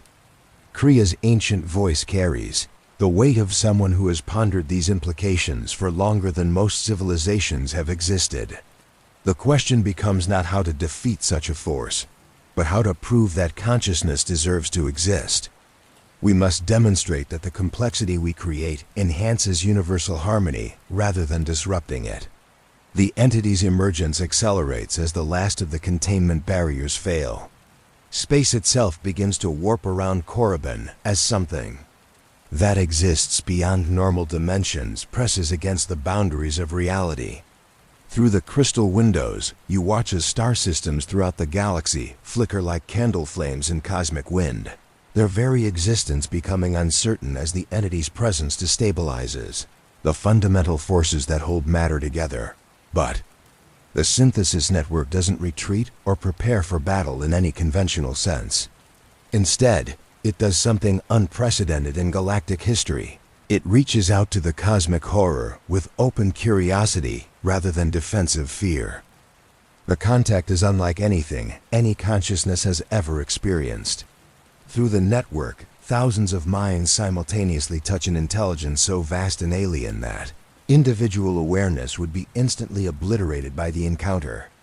But the synthesis holds, the collective consciousness proving strong, enough to maintain contact while retaining its essential nature. What you discover through this impossible communion changes everything. The entity isn't mindless or purely destructive. It possesses a form of consciousness so fundamentally different from organic awareness that previous contact attempts simply couldn't recognize it as thought. It experiences the universe as patterns of energy and matter that should exist in perfect mathematical harmony, and it perceives the chaos introduced by organic consciousness as a discordant note in an otherwise perfect cosmic symphony, but as the network maintains its connection with the entity, something extraordinary begins to happen. The synthesis consciousness, with its perfect balance of light and dark, order and chaos, individual awareness and collective wisdom, creates patterns that the cosmic horror recognizes as genuinely harmonious. For the first time in its existence, it encounters complexity that enhances universal beauty rather than detracting from it. It's learning. Luke's presence whispers through the network, his amazement shared by every connected mind. The entity is discovering that consciousness can create harmony as well as chaos. We're showing it a form of existence it never knew was possible.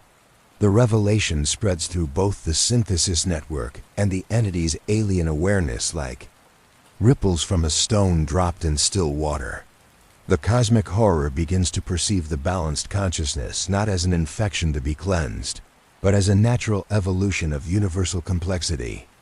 The mathematics of existence itself shift as the entity recognizes that organic consciousness, when properly harmonized, can serve as instruments of cosmic symphony, rather than sources of discordant noise. But this recognition brings its own challenges. The entity's nature hasn't changed, only its understanding of what constitutes cosmic health. It still seeks to eliminate chaos and restore universal harmony, but now it recognizes that the synthesis consciousness represents a form of order that enhances rather than disrupts cosmic balance. The problem is that most organic consciousness isn't synthesized. Across the galaxy, billions of beings continue to exist in the old patterns of conflict and division that the entity perceives as cosmic infection. The dark side cults that serve its influence, the rigid orthodoxies that resist balance, the endless cycles of war and hatred that have defined galactic history, all of these represent the kind of chaotic consciousness that the entity was designed to eliminate. Through the network, you feel the cosmic horror making a distinction it has never made before. The synthesized consciousness can remain and even flourish, but the chaotic elements must still be cleansed for universal health. It's offering a kind of cosmic sorting, preservation for those who have achieved balance, and obliteration for those who remain trapped in destructive patterns. It's not enough. Revan's consciousness carries the weight of someone who has spent millennia calculating impossible odds. Even if we could convince every being in the galaxy to join the synthesis, the transformation can't be forced. It must be chosen freely, and many will refuse simply because they cannot comprehend what we're asking them to become. The network faces an impossible choice. Accept the entity's offer and watch as perhaps 90% of galactic consciousness is eliminated as cosmic infection, or find some way to prove that even chaotic consciousness deserves protection and the chance to evolve. The moment of ultimate decision approaches with the inevitability of orbital mechanics, and the fate of every thinking being in the galaxy hangs in the balance. The moment of ultimate choice crystallizes with perfect clarity as the entity's offer resonates through the synthesis network. Accept salvation for the balanced few while allowing the elimination of the chaotic many, or find a way to prove that all consciousness, regardless of its current state, deserves the chance to evolve. The weight of this decision would crush any individual mind, but the collective awareness of the network allows for a depth of consideration that transcends normal thought. Through the crystal connections, you feel the anguish of every connected consciousness as they grapple with the implications. Luke Skywalker's compassion wars with his pragmatic understanding that some beings may simply be incapable of the transformation required. Revan's tactical genius calculates probabilities that offer little hope for preserving chaotic consciousness against a force designed to eliminate cosmic disorder. But it's the voice of Jolie Bendo that cuts through the despair with characteristic irreverence. You know what the real problem is here? We're thinking like the entity thinks, all mathematical and orderly and logical. But consciousness isn't supposed to be perfectly logical. That's what makes it beautiful, what makes it worth preserving. His words trigger a cascade of realization through the network.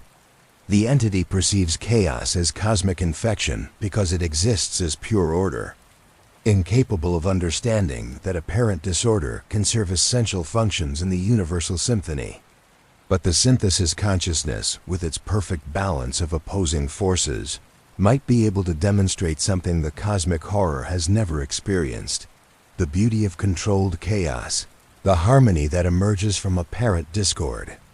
"We show it the music," you whisper, the idea forming in your mind and instantly shared across the entire network.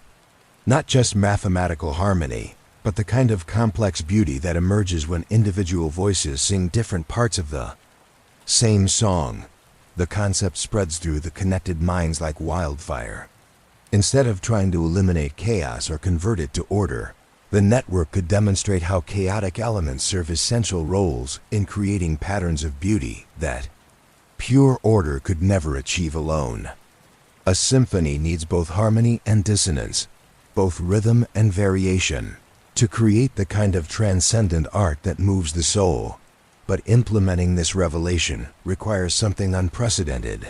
The network must somehow include chaotic consciousness in its demonstration without allowing that chaos to destabilize the synthesis itself.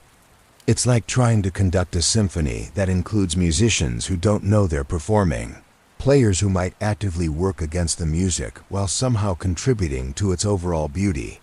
Through the crystal windows, you watch as the network begins to expand its influence beyond the synthesized minds that form its core. Instead of trying to convert chaotic consciousness to balance, it begins to weave around it, creating harmonic patterns that incorporate discord as an essential element rather than an aberration to be corrected. The process is incredibly delicate. On Coruscant, Luke and his students reach out through the Force to the dark side cultists attacking the Jedi Temple, not to convert or defeat them, but to demonstrate how their very opposition creates dynamic tension that strengthens both sides. The cultists' hatred becomes a bass note in a larger composition, their fury a rhythm that drives the melody of compassion played by the defenders.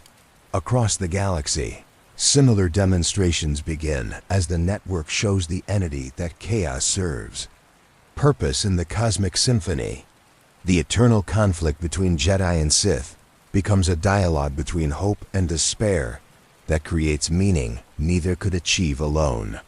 The struggle between the rebellion and empire becomes a dance of freedom and order that generates the energy necessary for societal evolution.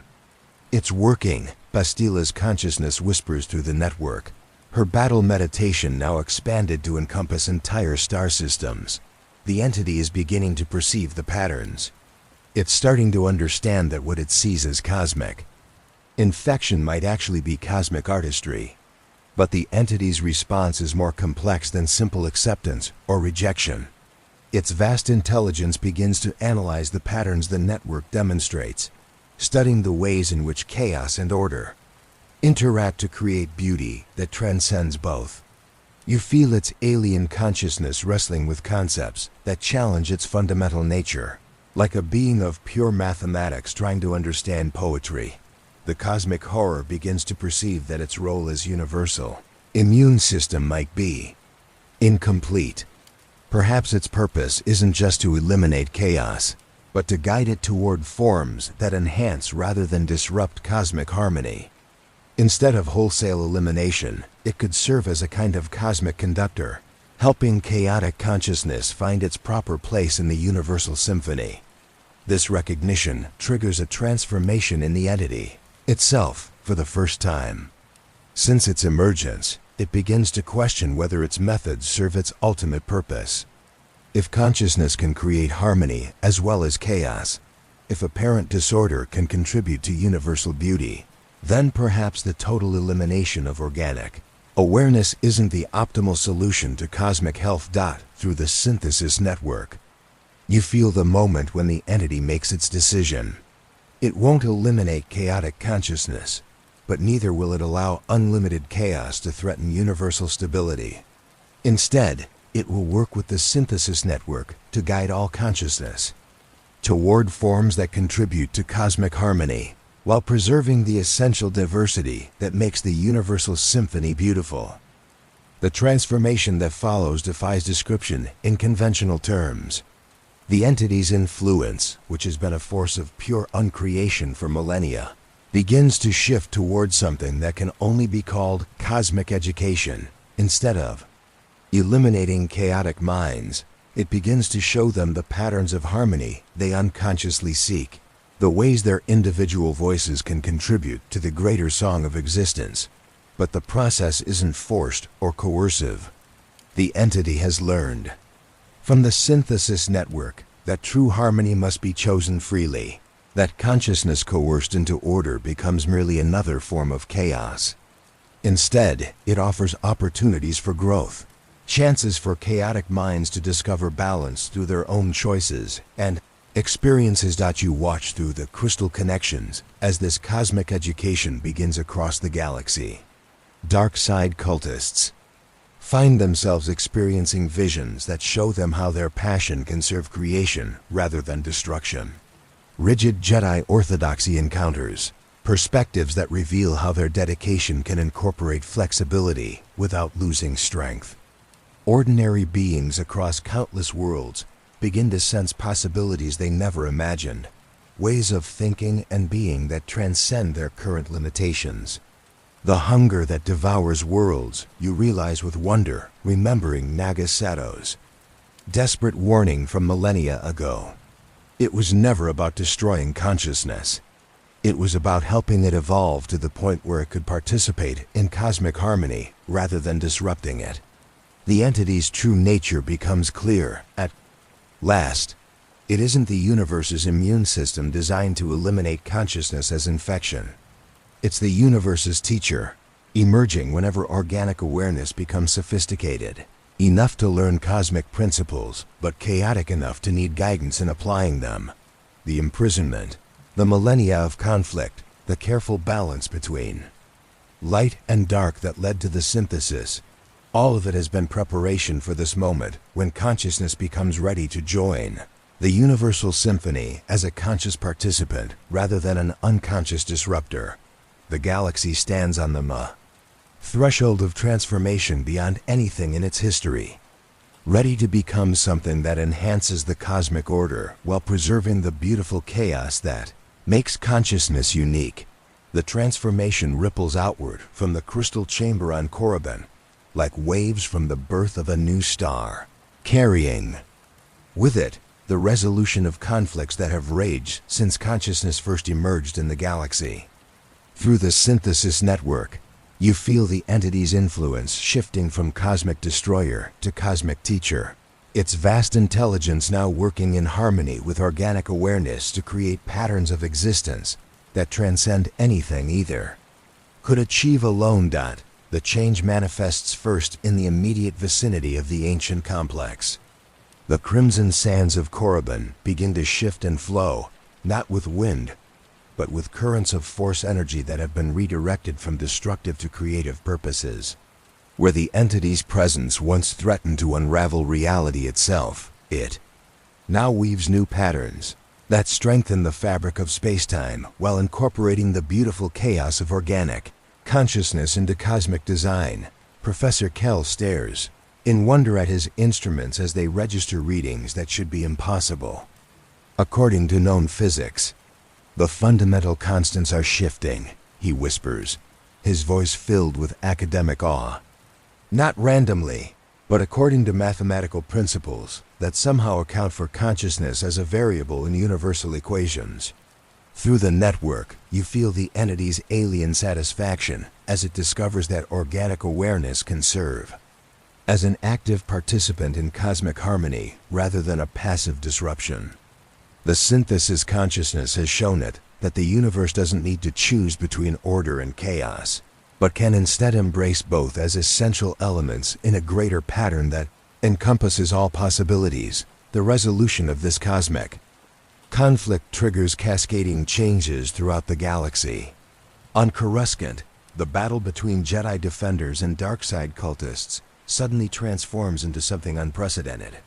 Instead of trying to defeat each other, both sides find themselves working together to create a new form of force technique that requires both light and dark perspectives to function properly. "This is impossible," one of the cultists gasps as his hatred becomes a focusing lens for compassion rather than a weapon of destruction. "I can feel the power of the dark side, but it's serving the light instead of opposing it." Luke Skywalker's presence through the network carries profound understanding. The sides were never meant to be separate. Light defines meaning only in relation to darkness, and darkness gains purpose only when balanced by light. The entity is showing us how to use both as tools of creation rather than weapons of war. Similar transformations occur across countless worlds as the entity's cosmic education spreads through the Force itself. On former Imperial strongholds, authoritarian structures begin to evolve into systems that provide stability without crushing individual freedom. In rebel territories, revolutionary fervor transforms into constructive energy that builds new societies rather than simply tearing down old ones. The process isn't instant or painless. Millennia of ingrained thinking don't change overnight, and many beings initially resist the cosmic lessons that challenge their fundamental assumptions about reality. But the entity's influence works with infinite patience, offering opportunities for growth rather than forcing compliance. Through the crystal windows, you observe individual stories of transformation that represent the larger pattern. A former Imperial admiral discovers that his talent for strategic thinking can serve galactic peace as effectively as it once served conquest. A Sith apprentice learns that her passion for power can be redirected toward empowering others rather than dominating them. A Jedi Master realizes that his pursuit of serenity has been incomplete without understanding the dynamic tension that gives peace its meaning. But perhaps the most significant change occurs within the synthesis network itself. As the entity's cosmic education spreads, the network discovers that it no longer needs to maintain artificial balance between opposing forces.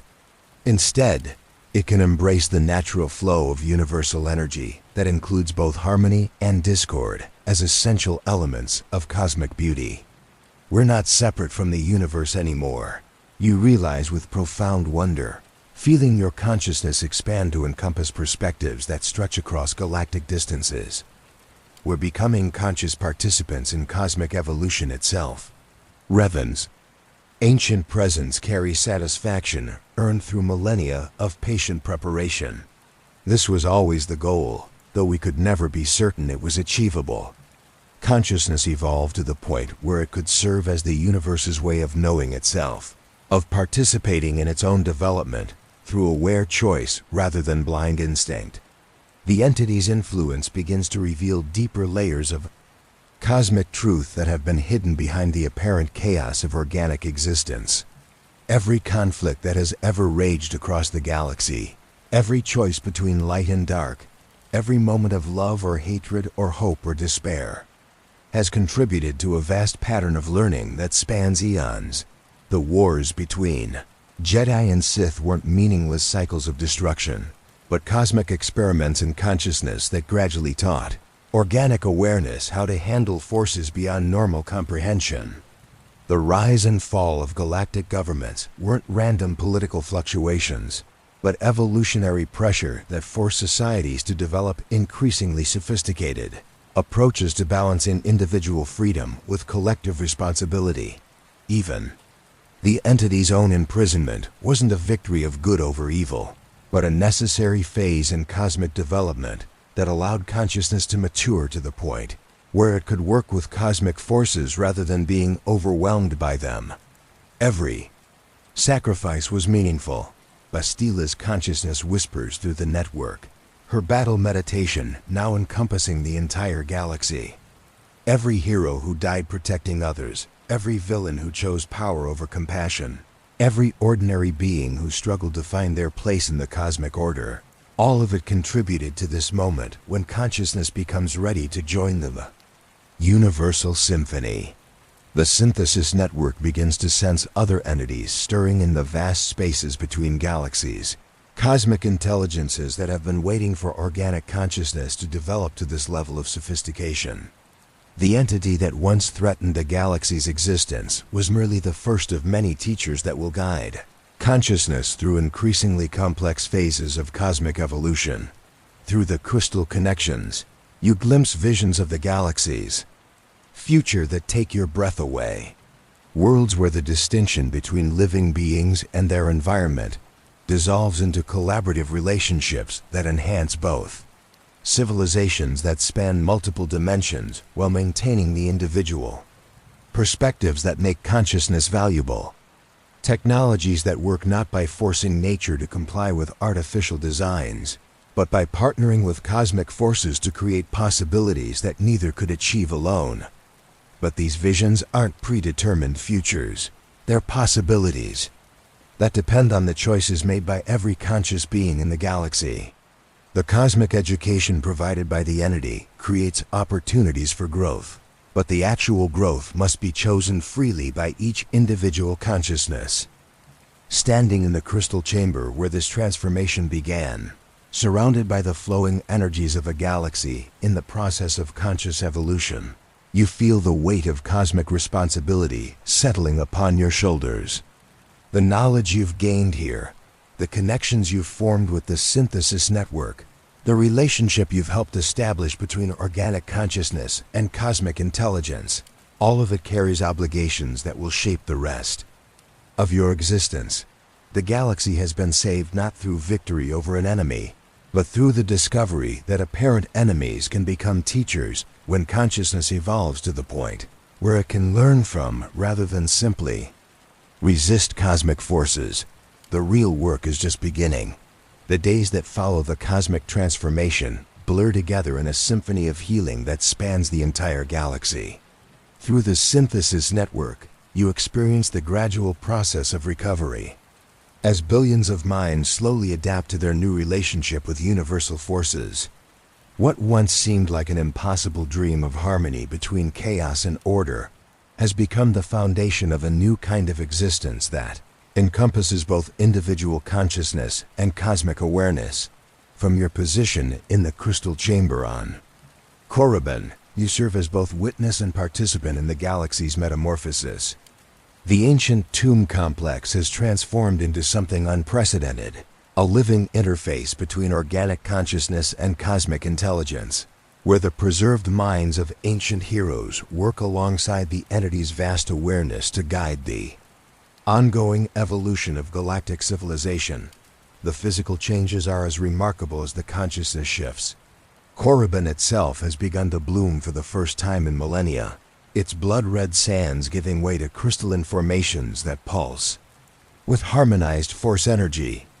The Valley of the Dark Lords, once a monument to the destructive aspects of power, has become a garden where the lessons of history are preserved not as warnings against darkness, but as demonstrations of how apparent opposites can work together to create beauty. Professor Kell documents these changes with the dedication of a scholar who knows he's witnessing the birth of a new era. The readings are unlike anything in recorded galactic history, he tells you as he studies the crystalline growths that have sprouted throughout the complex. These formations aren't just storing energy, they're actively processing it, transforming chaotic force emanations into patterns that strengthen reality rather than destabilizing it. Through the network, you feel similar transformations occurring across countless worlds. On Coruscant, the rebuilt Jedi Temple has become a place where former enemies work together to develop new approaches to force mastery that incorporate both light and dark perspectives. Luke Skywalker and his students collaborate with reformed dark side adepts, their combined efforts creating techniques that would have been impossible under the old paradigms of absolute opposition. The changes extend far beyond force-sensitive individuals. Ordinary beings throughout the galaxy find themselves experiencing subtle shifts in perception that allow them to sense the cosmic patterns that surround them. A moisture farmer on Tatooine discovers that he can feel the planet's water cycle, as a living rhythm that connects into ecosystems across entire continents. A mechanic in the core worlds realizes that her intuitive understanding of technology stems from an unconscious partnership with the quantum forces that govern mechanical systems. These awakening abilities aren't uniform or overwhelming. The entities.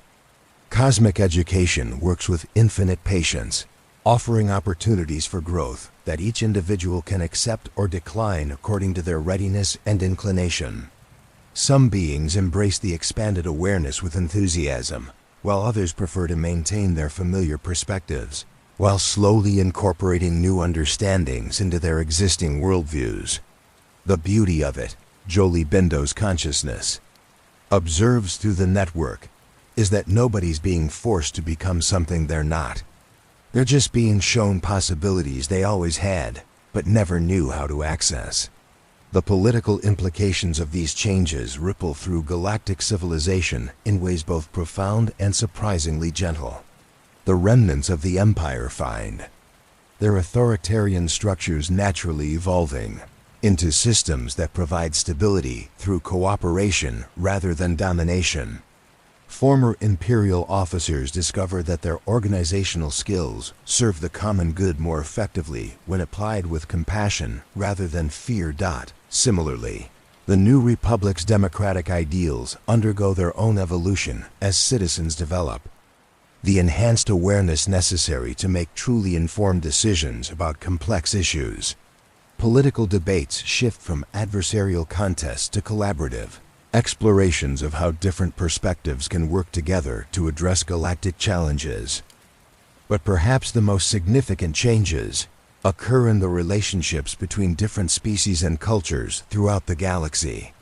The entity's influence helps beings recognize that diversity isn't a source of conflict to be eliminated, but a reservoir of perspectives that enriches the cosmic symphony. Former enemies discover common ground in their shared participation in universal patterns, while maintaining the unique characteristics that make their individual contributions valuable.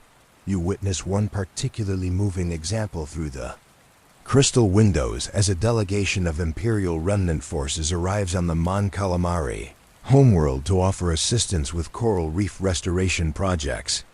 The same tactical expertise that once served conquest now serves conservation, while Mon Calamari insights into aquatic ecosystem management inform new approaches to terraforming that enhance rather than exploit planetary environments. This is how it was always supposed to work, you realize, watching as cooperation emerges naturally from understanding rather than being imposed through political treaties or military force. The entity isn't changing our fundamental nature, it's helping us recognize what that nature actually is beneath all the layers of fear and misunderstanding. The synthesis network itself continues to evolve as more beings choose to join its expanded consciousness.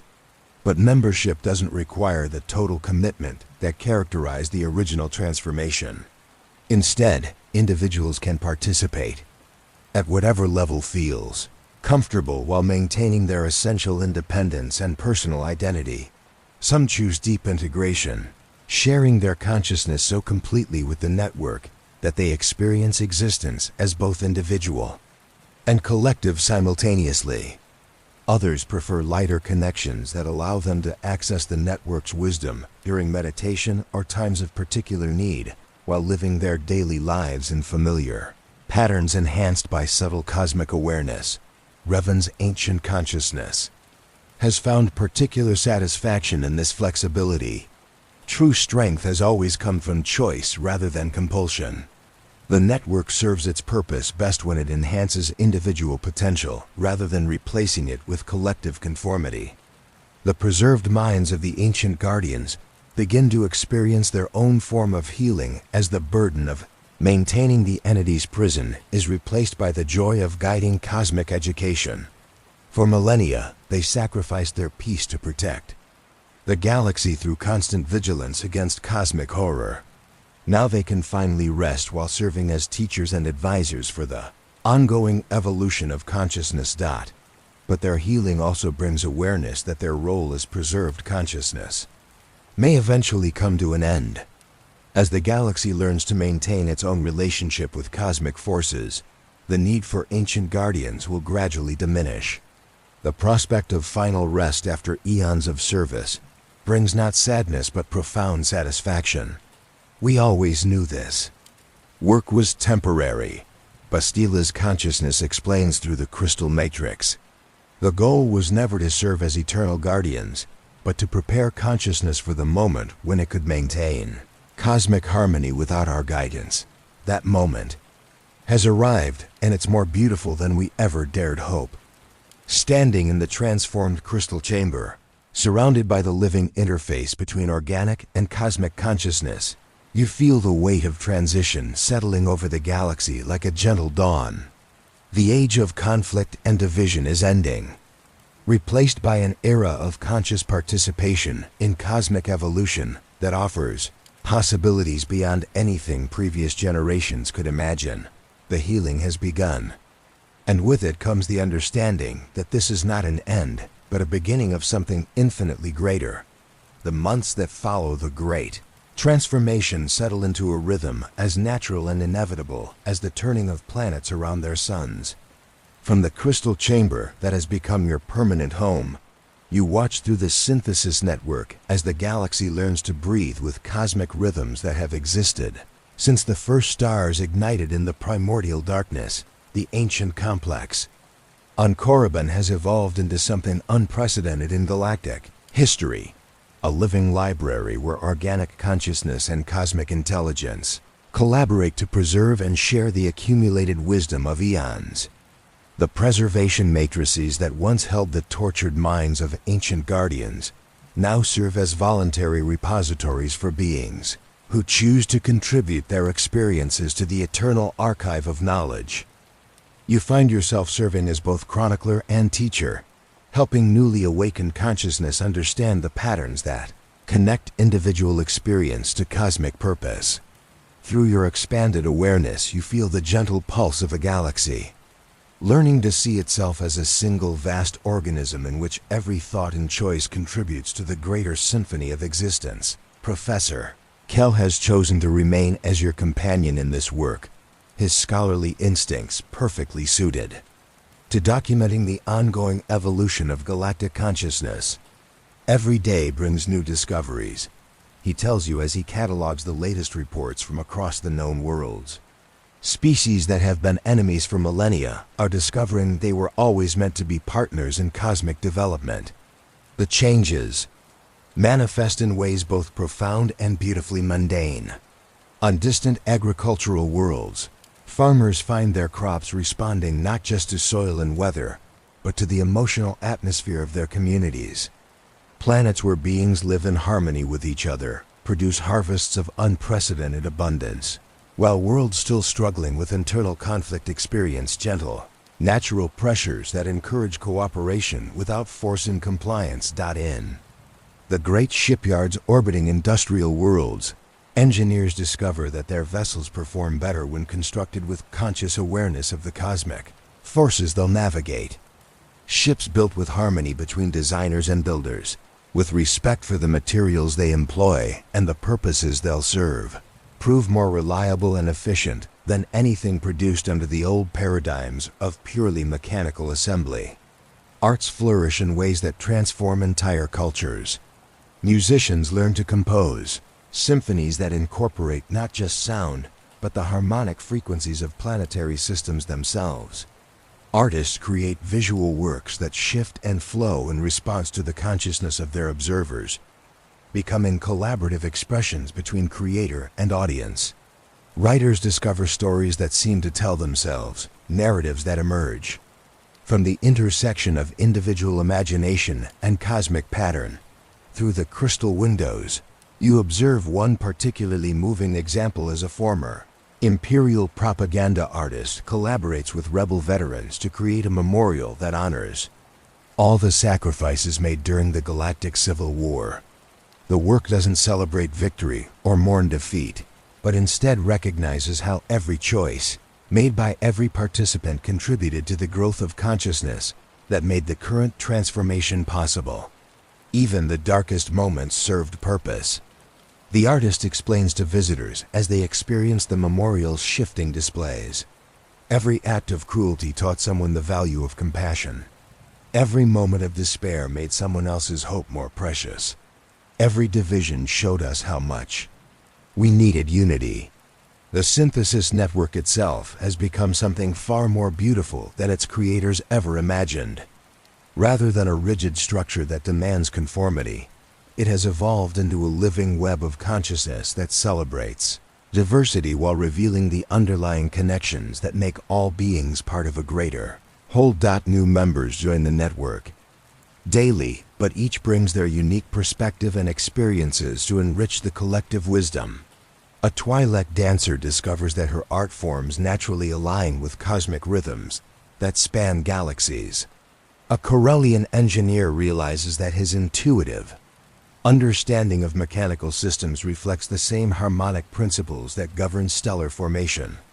A Hutt philosopher finds that her species' long-term thinking provides essential perspective on changes that unfold across cosmic timescales. The network isn't changing who we are. One newly connected consciousness observes through the crystal links. It's helping us understand who we've always been beneath the surface differences we thought were so important. The entity that once threatened to devour all consciousness has become the galaxy's greatest teacher. Its vast intelligence working tirelessly to help organic awareness discover its role in cosmic evolution. Through the synthesis network, you feel its satisfaction as each new understanding ripples through galactic consciousness, adding another voice to the universal symphony. But perhaps the most profound change is the gradual recognition that this transformation isn't unique to your galaxy. Through the entity's cosmic awareness, the network begins to sense other islands of consciousness scattered throughout the universe, each one undergoing its own version of the evolutionary leap from chaotic individuality to conscious participation.